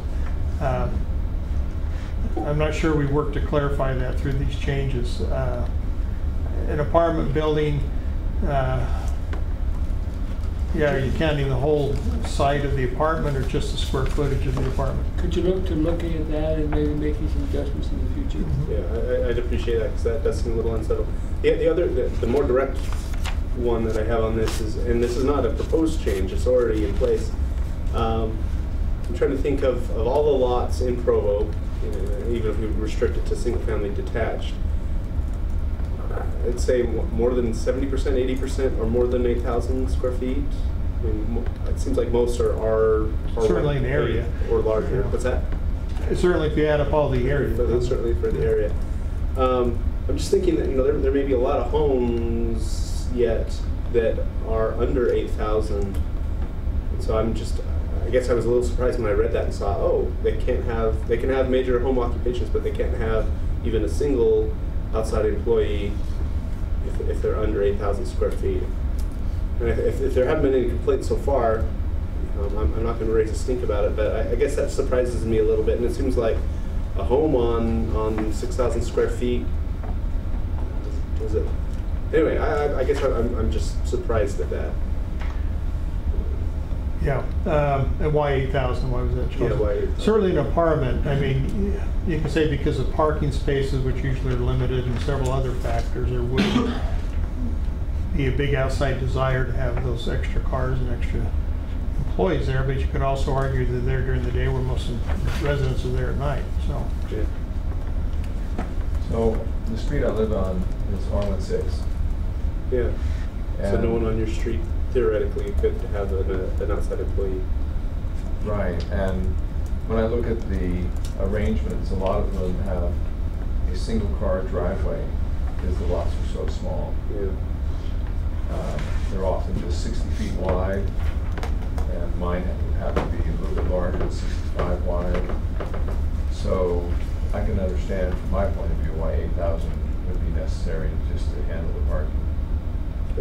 At the same time, you have the anomalies like an 8,000 or 6,000 square foot subdivision, but the cul-de-sac lots are over 8,000, and they're narrow, don't have any more parking than anyone else, is probably less, yet somehow they can now have the outside employees. So, but if they have parking, then we're getting at it. It seems like it's kind of a belt and suspenders type thing. So if you have the parking, does it matter? Anyway, probably not something we're going to address now, but when looking at this in the future, if you'll just kind of keep that in mind. Yeah, staff has looked at a more comprehensive updating of the home occupation license. Even the idea of eventually putting in business licenses instead of under zoning ordinance. But yeah, that's a good one we can flag and bring in. Thank you. So on the report, it says neighborhood issues none reported to date. I'm just curious, was there, so I mean, I assume all the neighborhood chairs were alerted to this, so nobody's raised any concerns about it? Correct. Have the major home occupation people in the city been alerted to this? I guess two parts. One is several neighborhood chairmen did comment after the meeting, or at the meeting, in the sense of, they like some of the changes. But those are sent out citywide, and so, each neighborhood isn't contacted individually in a normal situation. The other was more or less, would we send out notices to everybody that had a major home occupation? And we didn't do that either. How many? Of course, if they have one, I guess they can continue. It's the ones that want to have one that we wouldn't know who to send that to. This is a grandfathered policy. I have a question about the grandfather. Is that, since it's under licensing, is it grandfathered? This isn't under licensing. This is Untitled 14 as a zoning. Okay. But they do require annual permits. So as long as they keep the permit current, then they're okay. Yeah, if they're still meeting the conditions of the original approval, even if it was a non-conforming thing, then they're okay. It would refer to the original approval. Is that right, Brent? Make sure. Okay. Save that for maternity approval.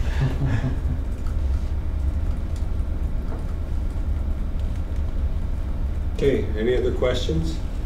This will be coming back to the meeting tonight for a potential vote, so we'll go from there. At this point, we have no request for a closed meeting, so I think we have a little dinner in there for us. What are we doing? We're in a closed meeting. We can go sue somebody if you want. Okay, thank you very much. We'll have. Yes, we'll adjourn by acclamation. Thank you.